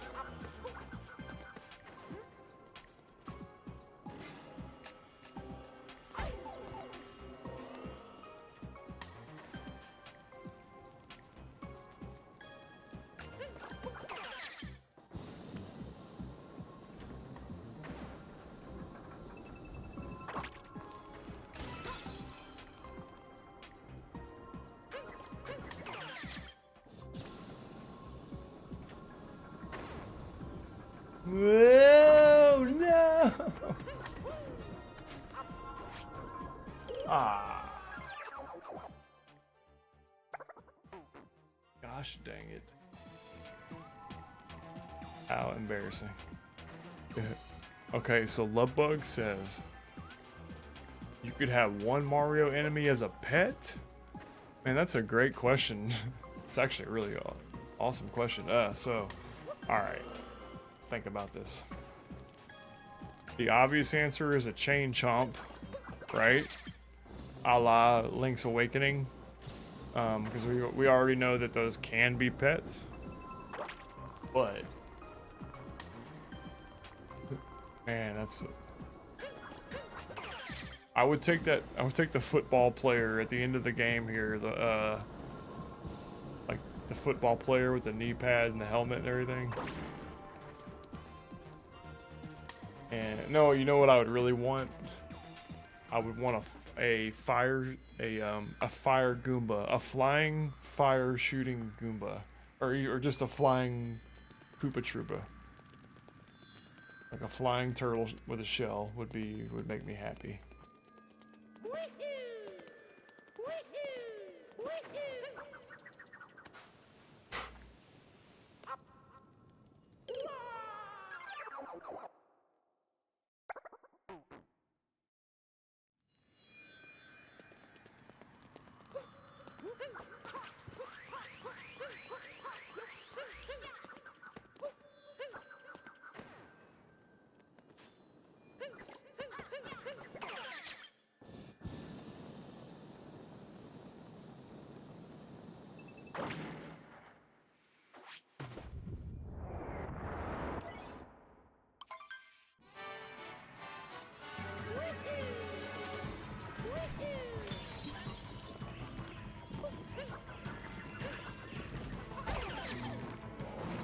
It's still got a hit in on me, even though I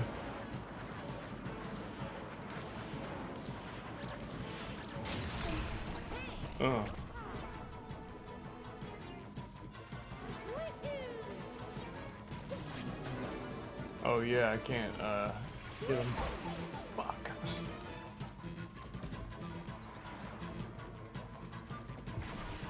Red, you said red Koopa Troopa? Hell yeah. Yeah. The red shell ones are awesome.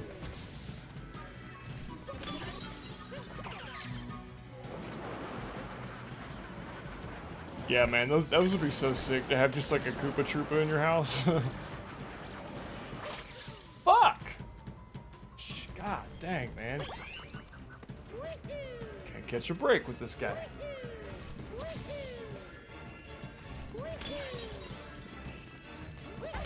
Ah! Come on.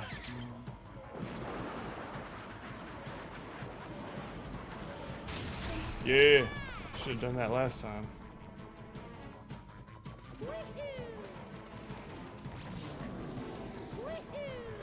Okay, now for a Lovebug question for you: if you could have any Pokemon as a pet,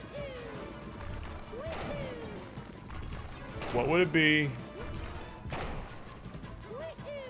Or just if you could just have any Pokemon, just like to have, you know, to train and raise up and fight, and it would really, like, if you could bring it into the real world and really use it as is, like it is in the game.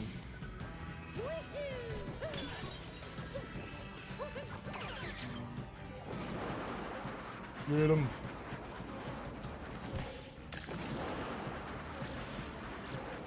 Get him. Ah, damn it, no. Can't win.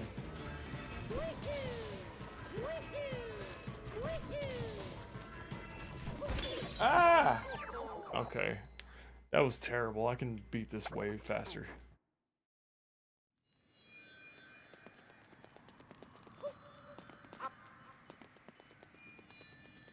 Any Pokemon at all, what would you pick?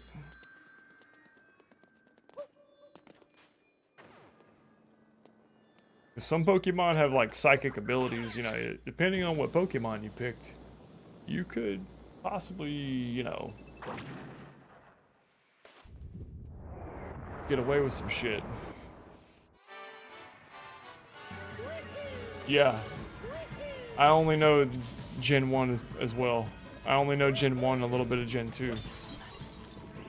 So, same here.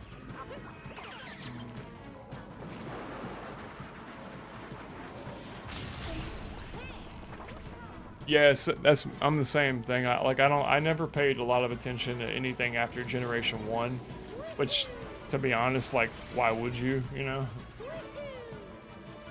The later Pokemon seem pretty, I don't know, they seem a little weak.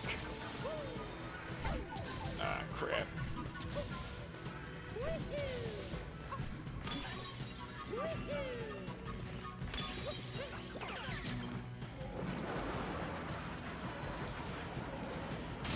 Oh, there's two.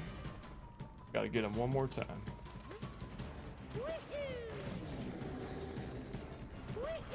Shit.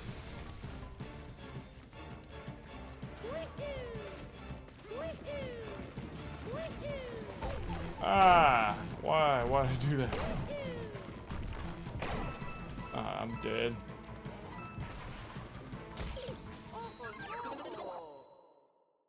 Okay.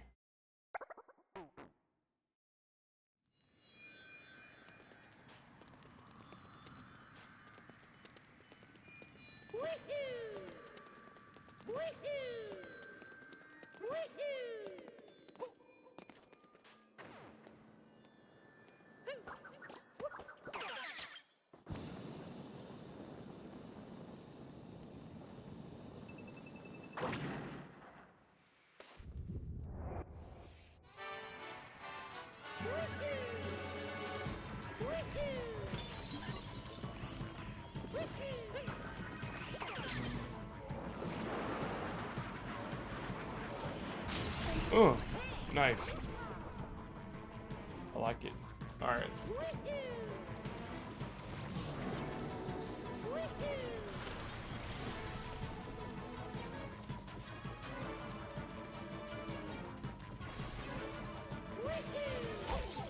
Damn, dude.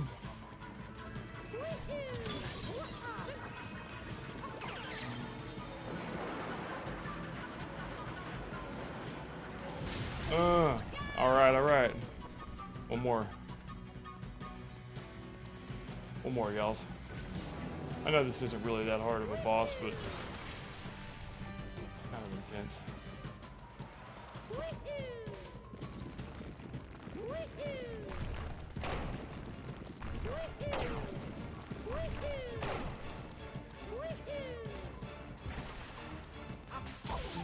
Ah, come on. There he goes. Yeah, got him. Ah, yes. Lovebug said, "Did your parents say Pokemans?" No, they got it right. I told them how to fucking pronounce Pokemon. They knew. I actually did, like, I had Pokemon 1998-ish. It was a big deal. It took over the whole world really fast. And everybody that I knew how to say Pokemon. I didn't know any parents, like, I know there was parents back in the day that was, like, mad at Pokemon because it was a religious...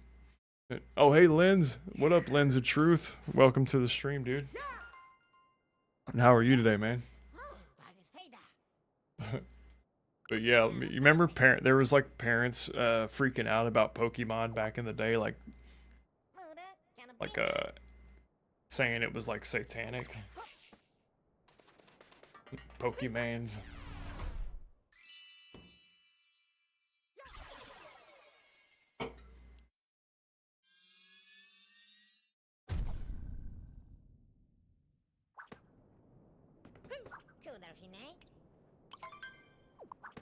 One more?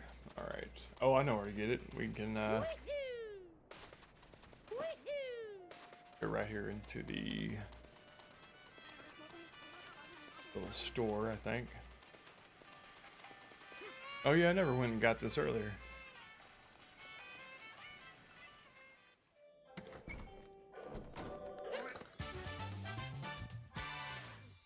Demonic Pokemon. Yeah, I'm like... Yeah, them parents were not happy about that when it first came out. Nothing, Lovebug said nothing better than getting a holographic Mewtwo because you traded the special kid for his favorite Squirtle card. Oh man. Did you get over on the special kid on the bus? Like, did you make him trade his Mewtwo? His holographic Mew? So back when the cards were big, I mean, I know they're still big, so I shouldn't say back when, but when the cards were first a thing, like, I'd say late 90s, 99 or 2000, me and my friend Chris, we had collected a shit ton of them, and like, at that time, the older kids were, like, some of them had collected Pokemon and had all the good cards, like all the rare ones, and then they would just, like, you know, quit or lose interest in it. Back then, like, people would actually give away like entire collections of Pokemon cards and stuff like that, because people around that time, like, there was people that were saving them and knew they'd be valuable, but people didn't exactly know like what Pokemon would still be 20 years down the line, so they didn't necessarily like cherish stuff like that. And I myself had, I didn't have any first editions, but I remember having I had like all the 3 starters in holographic form, and then I had a bunch of other the holographics were the ones that were the real money, if I remember correctly.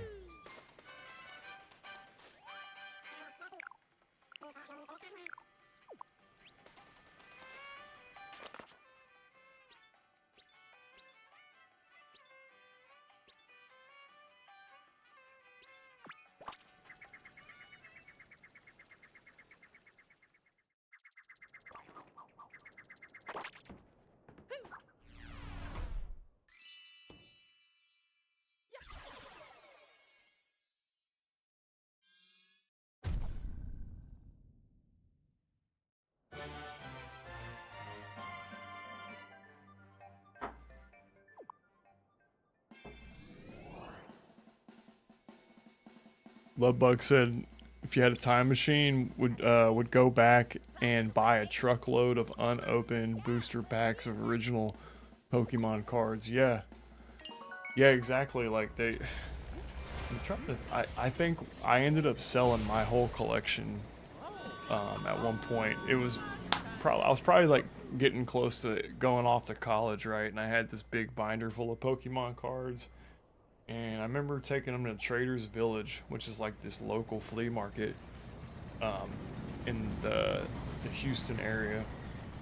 And I do remember, like, I think selling the entire binder for like $200.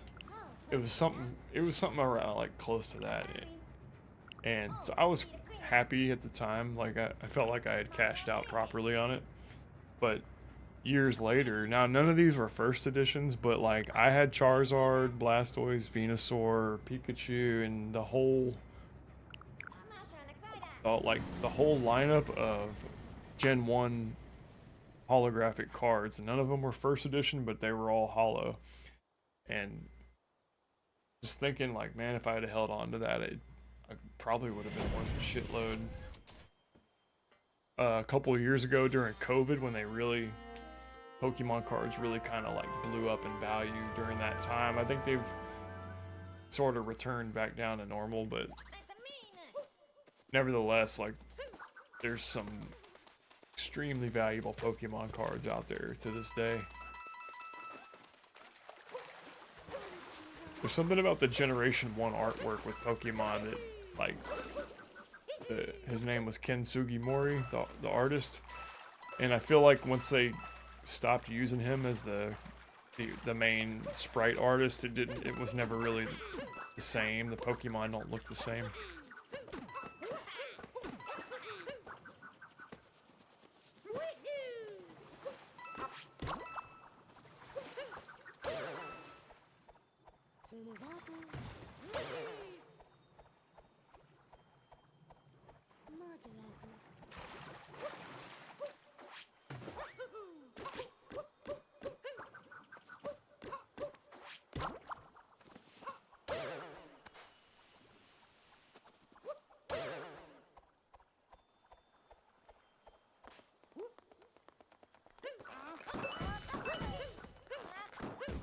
Bong rip watercolor paints. No, right. Bong. I haven't had a bong in so long, man. Everything now is, yeah, you know what I'm talking about when I was talking about the original artist in Pokemon, right? Being named Ken Sugimori.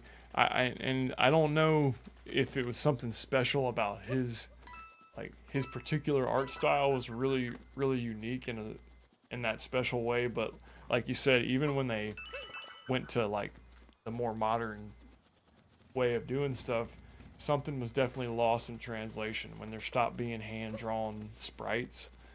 I feel like Pokemon really like needed those hand-drawn sprites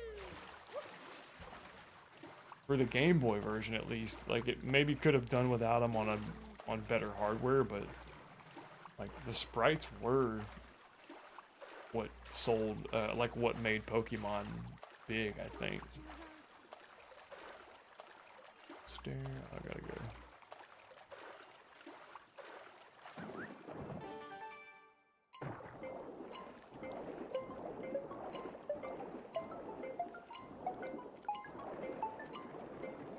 Ah, shit.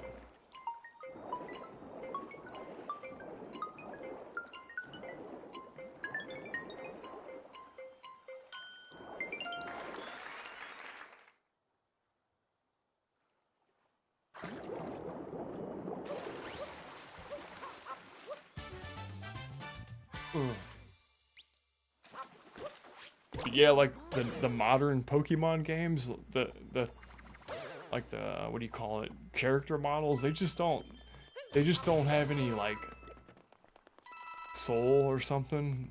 You know what I mean? It's kind of bland. It's like, you know, it's supposed to be Pokemon, but it resembles it. It just doesn't have that same, like. For me, it was just the drawings. It was just like the way that he illustrated that stuff.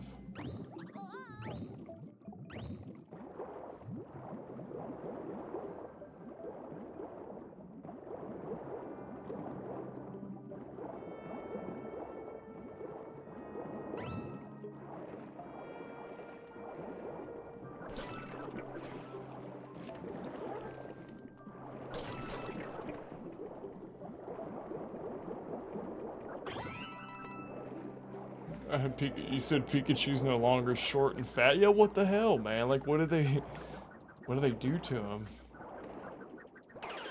Like, why? I don't know if I'm trying to remember what the newer Pikachu looks like. I think I know what you're talking about, though. He doesn't have that same, like, that thing that he had in Gen 1, whatever it is. Modern Pokemon has ice cream and Boo Boo Keys designs. What is Boo Boo Keys?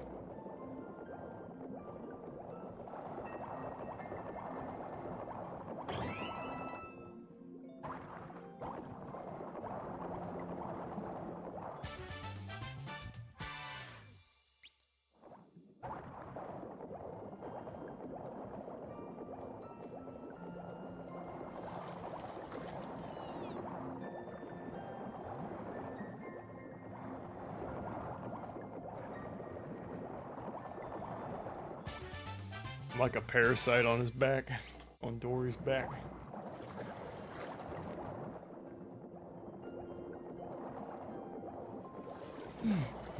The plastic keys you give a toddler, they Pokemon as furniture. What?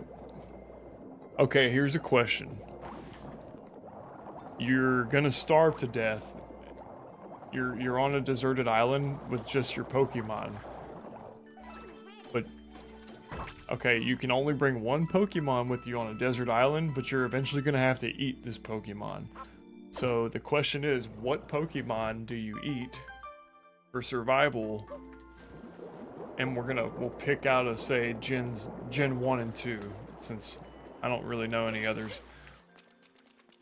But yeah, what Pokemon would you harvest for meat and why? And I think I'd go with Nidoran. I'd go with like a Nidoran female, I think, you know? Seems like a safe bet. Who do I want? Or Jigglypuff. I would take Jigglypuff for a food item. Seems like it'd be a lot to eat there. Snorlax. Oh, you're right, man. Snorlax would have a lot of meat. Because that thing's fucking huge, isn't it?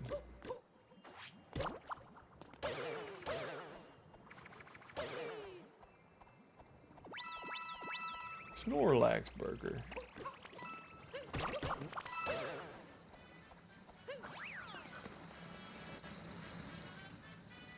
Snorlax burgers, eh?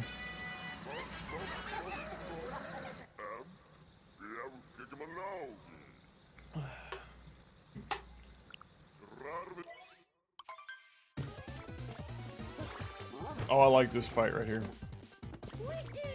They made this guy skinny. Oh, this skinny ass rabbit. Skinny Magoo over here.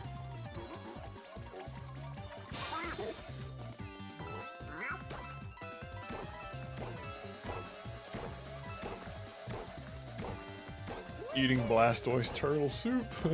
Hell yeah. Yeah, like it's a fun thought experiment.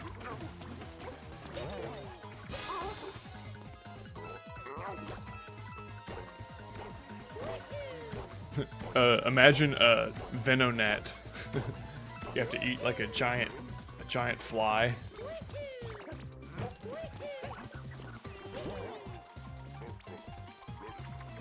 Ah, shit.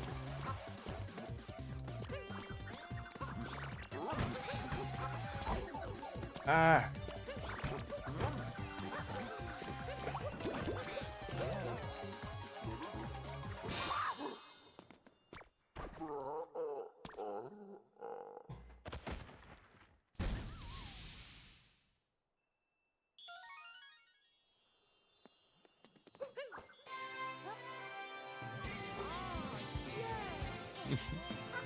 Snorlax.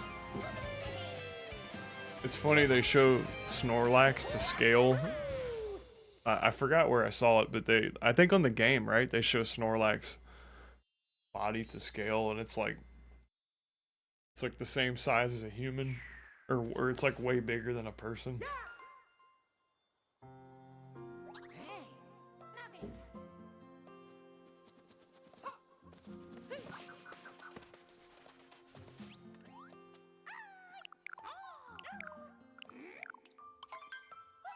Sure, I'll buy a hint, you fucking toad.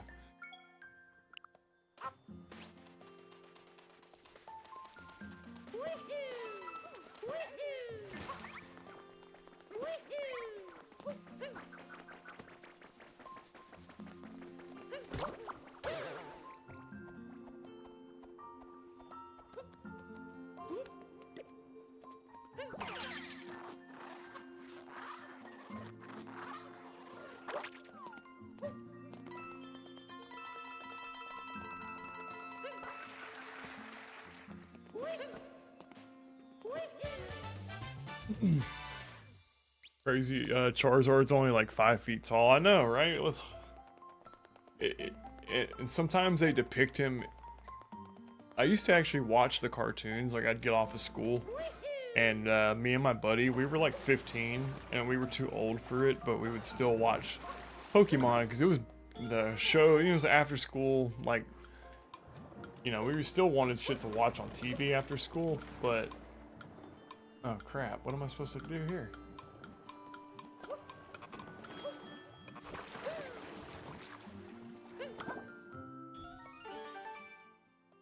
Oh, I see.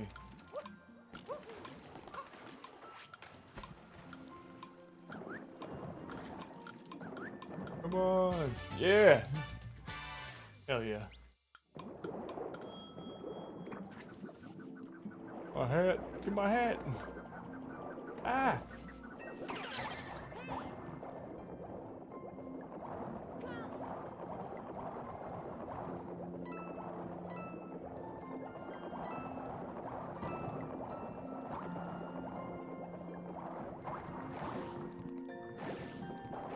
I didn't know you could spin dash. Shit, I didn't know you could do that, dude.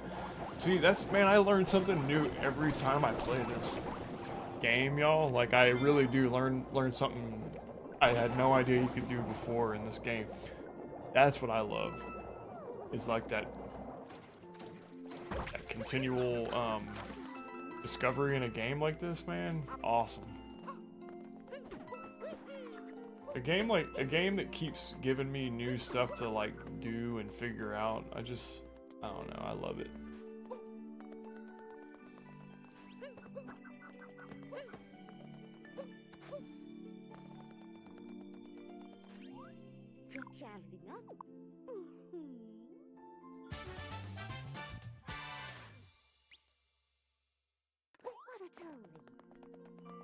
All these little secret entrances and secret areas would have been endlessly fascinating to me as a kid. I love this shit.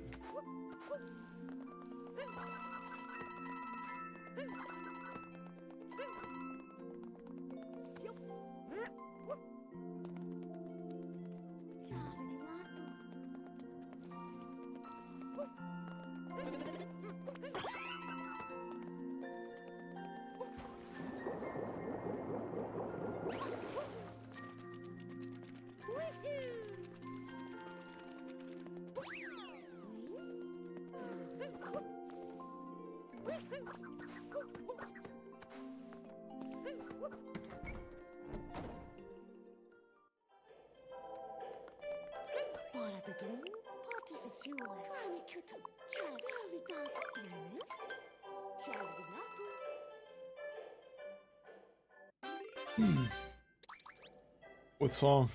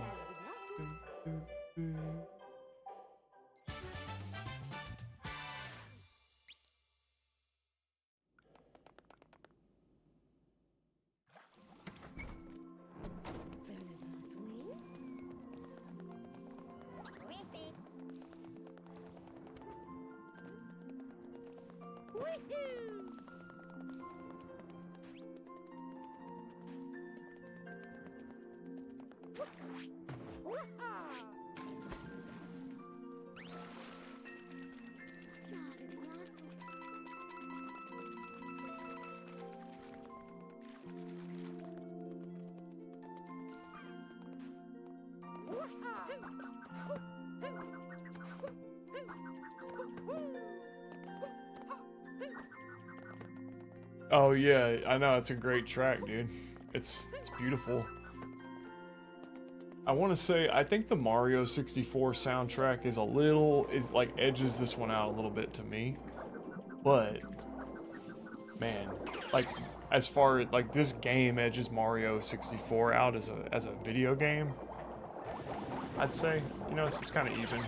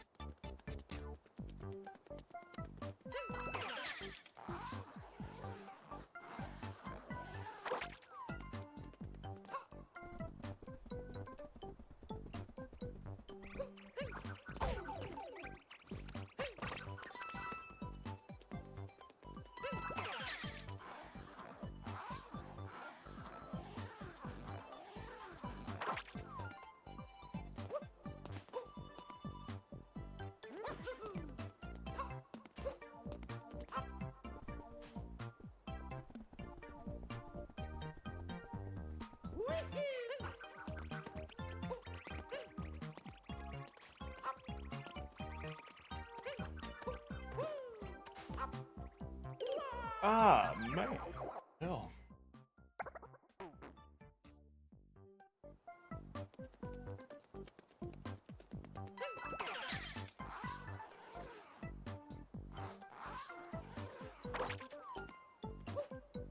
So yeah, sorry I didn't play Twilight Princess. I really wanted to. I think if you guys had been in here when I started it, I would might have gotten through, but it was a tough crowd when I started, and I was trying to not suck. But I wanted to play Twilight Princess. Now I know that I'm gonna have to play a game like that off camera before I at least for like a run through, so I know what to expect.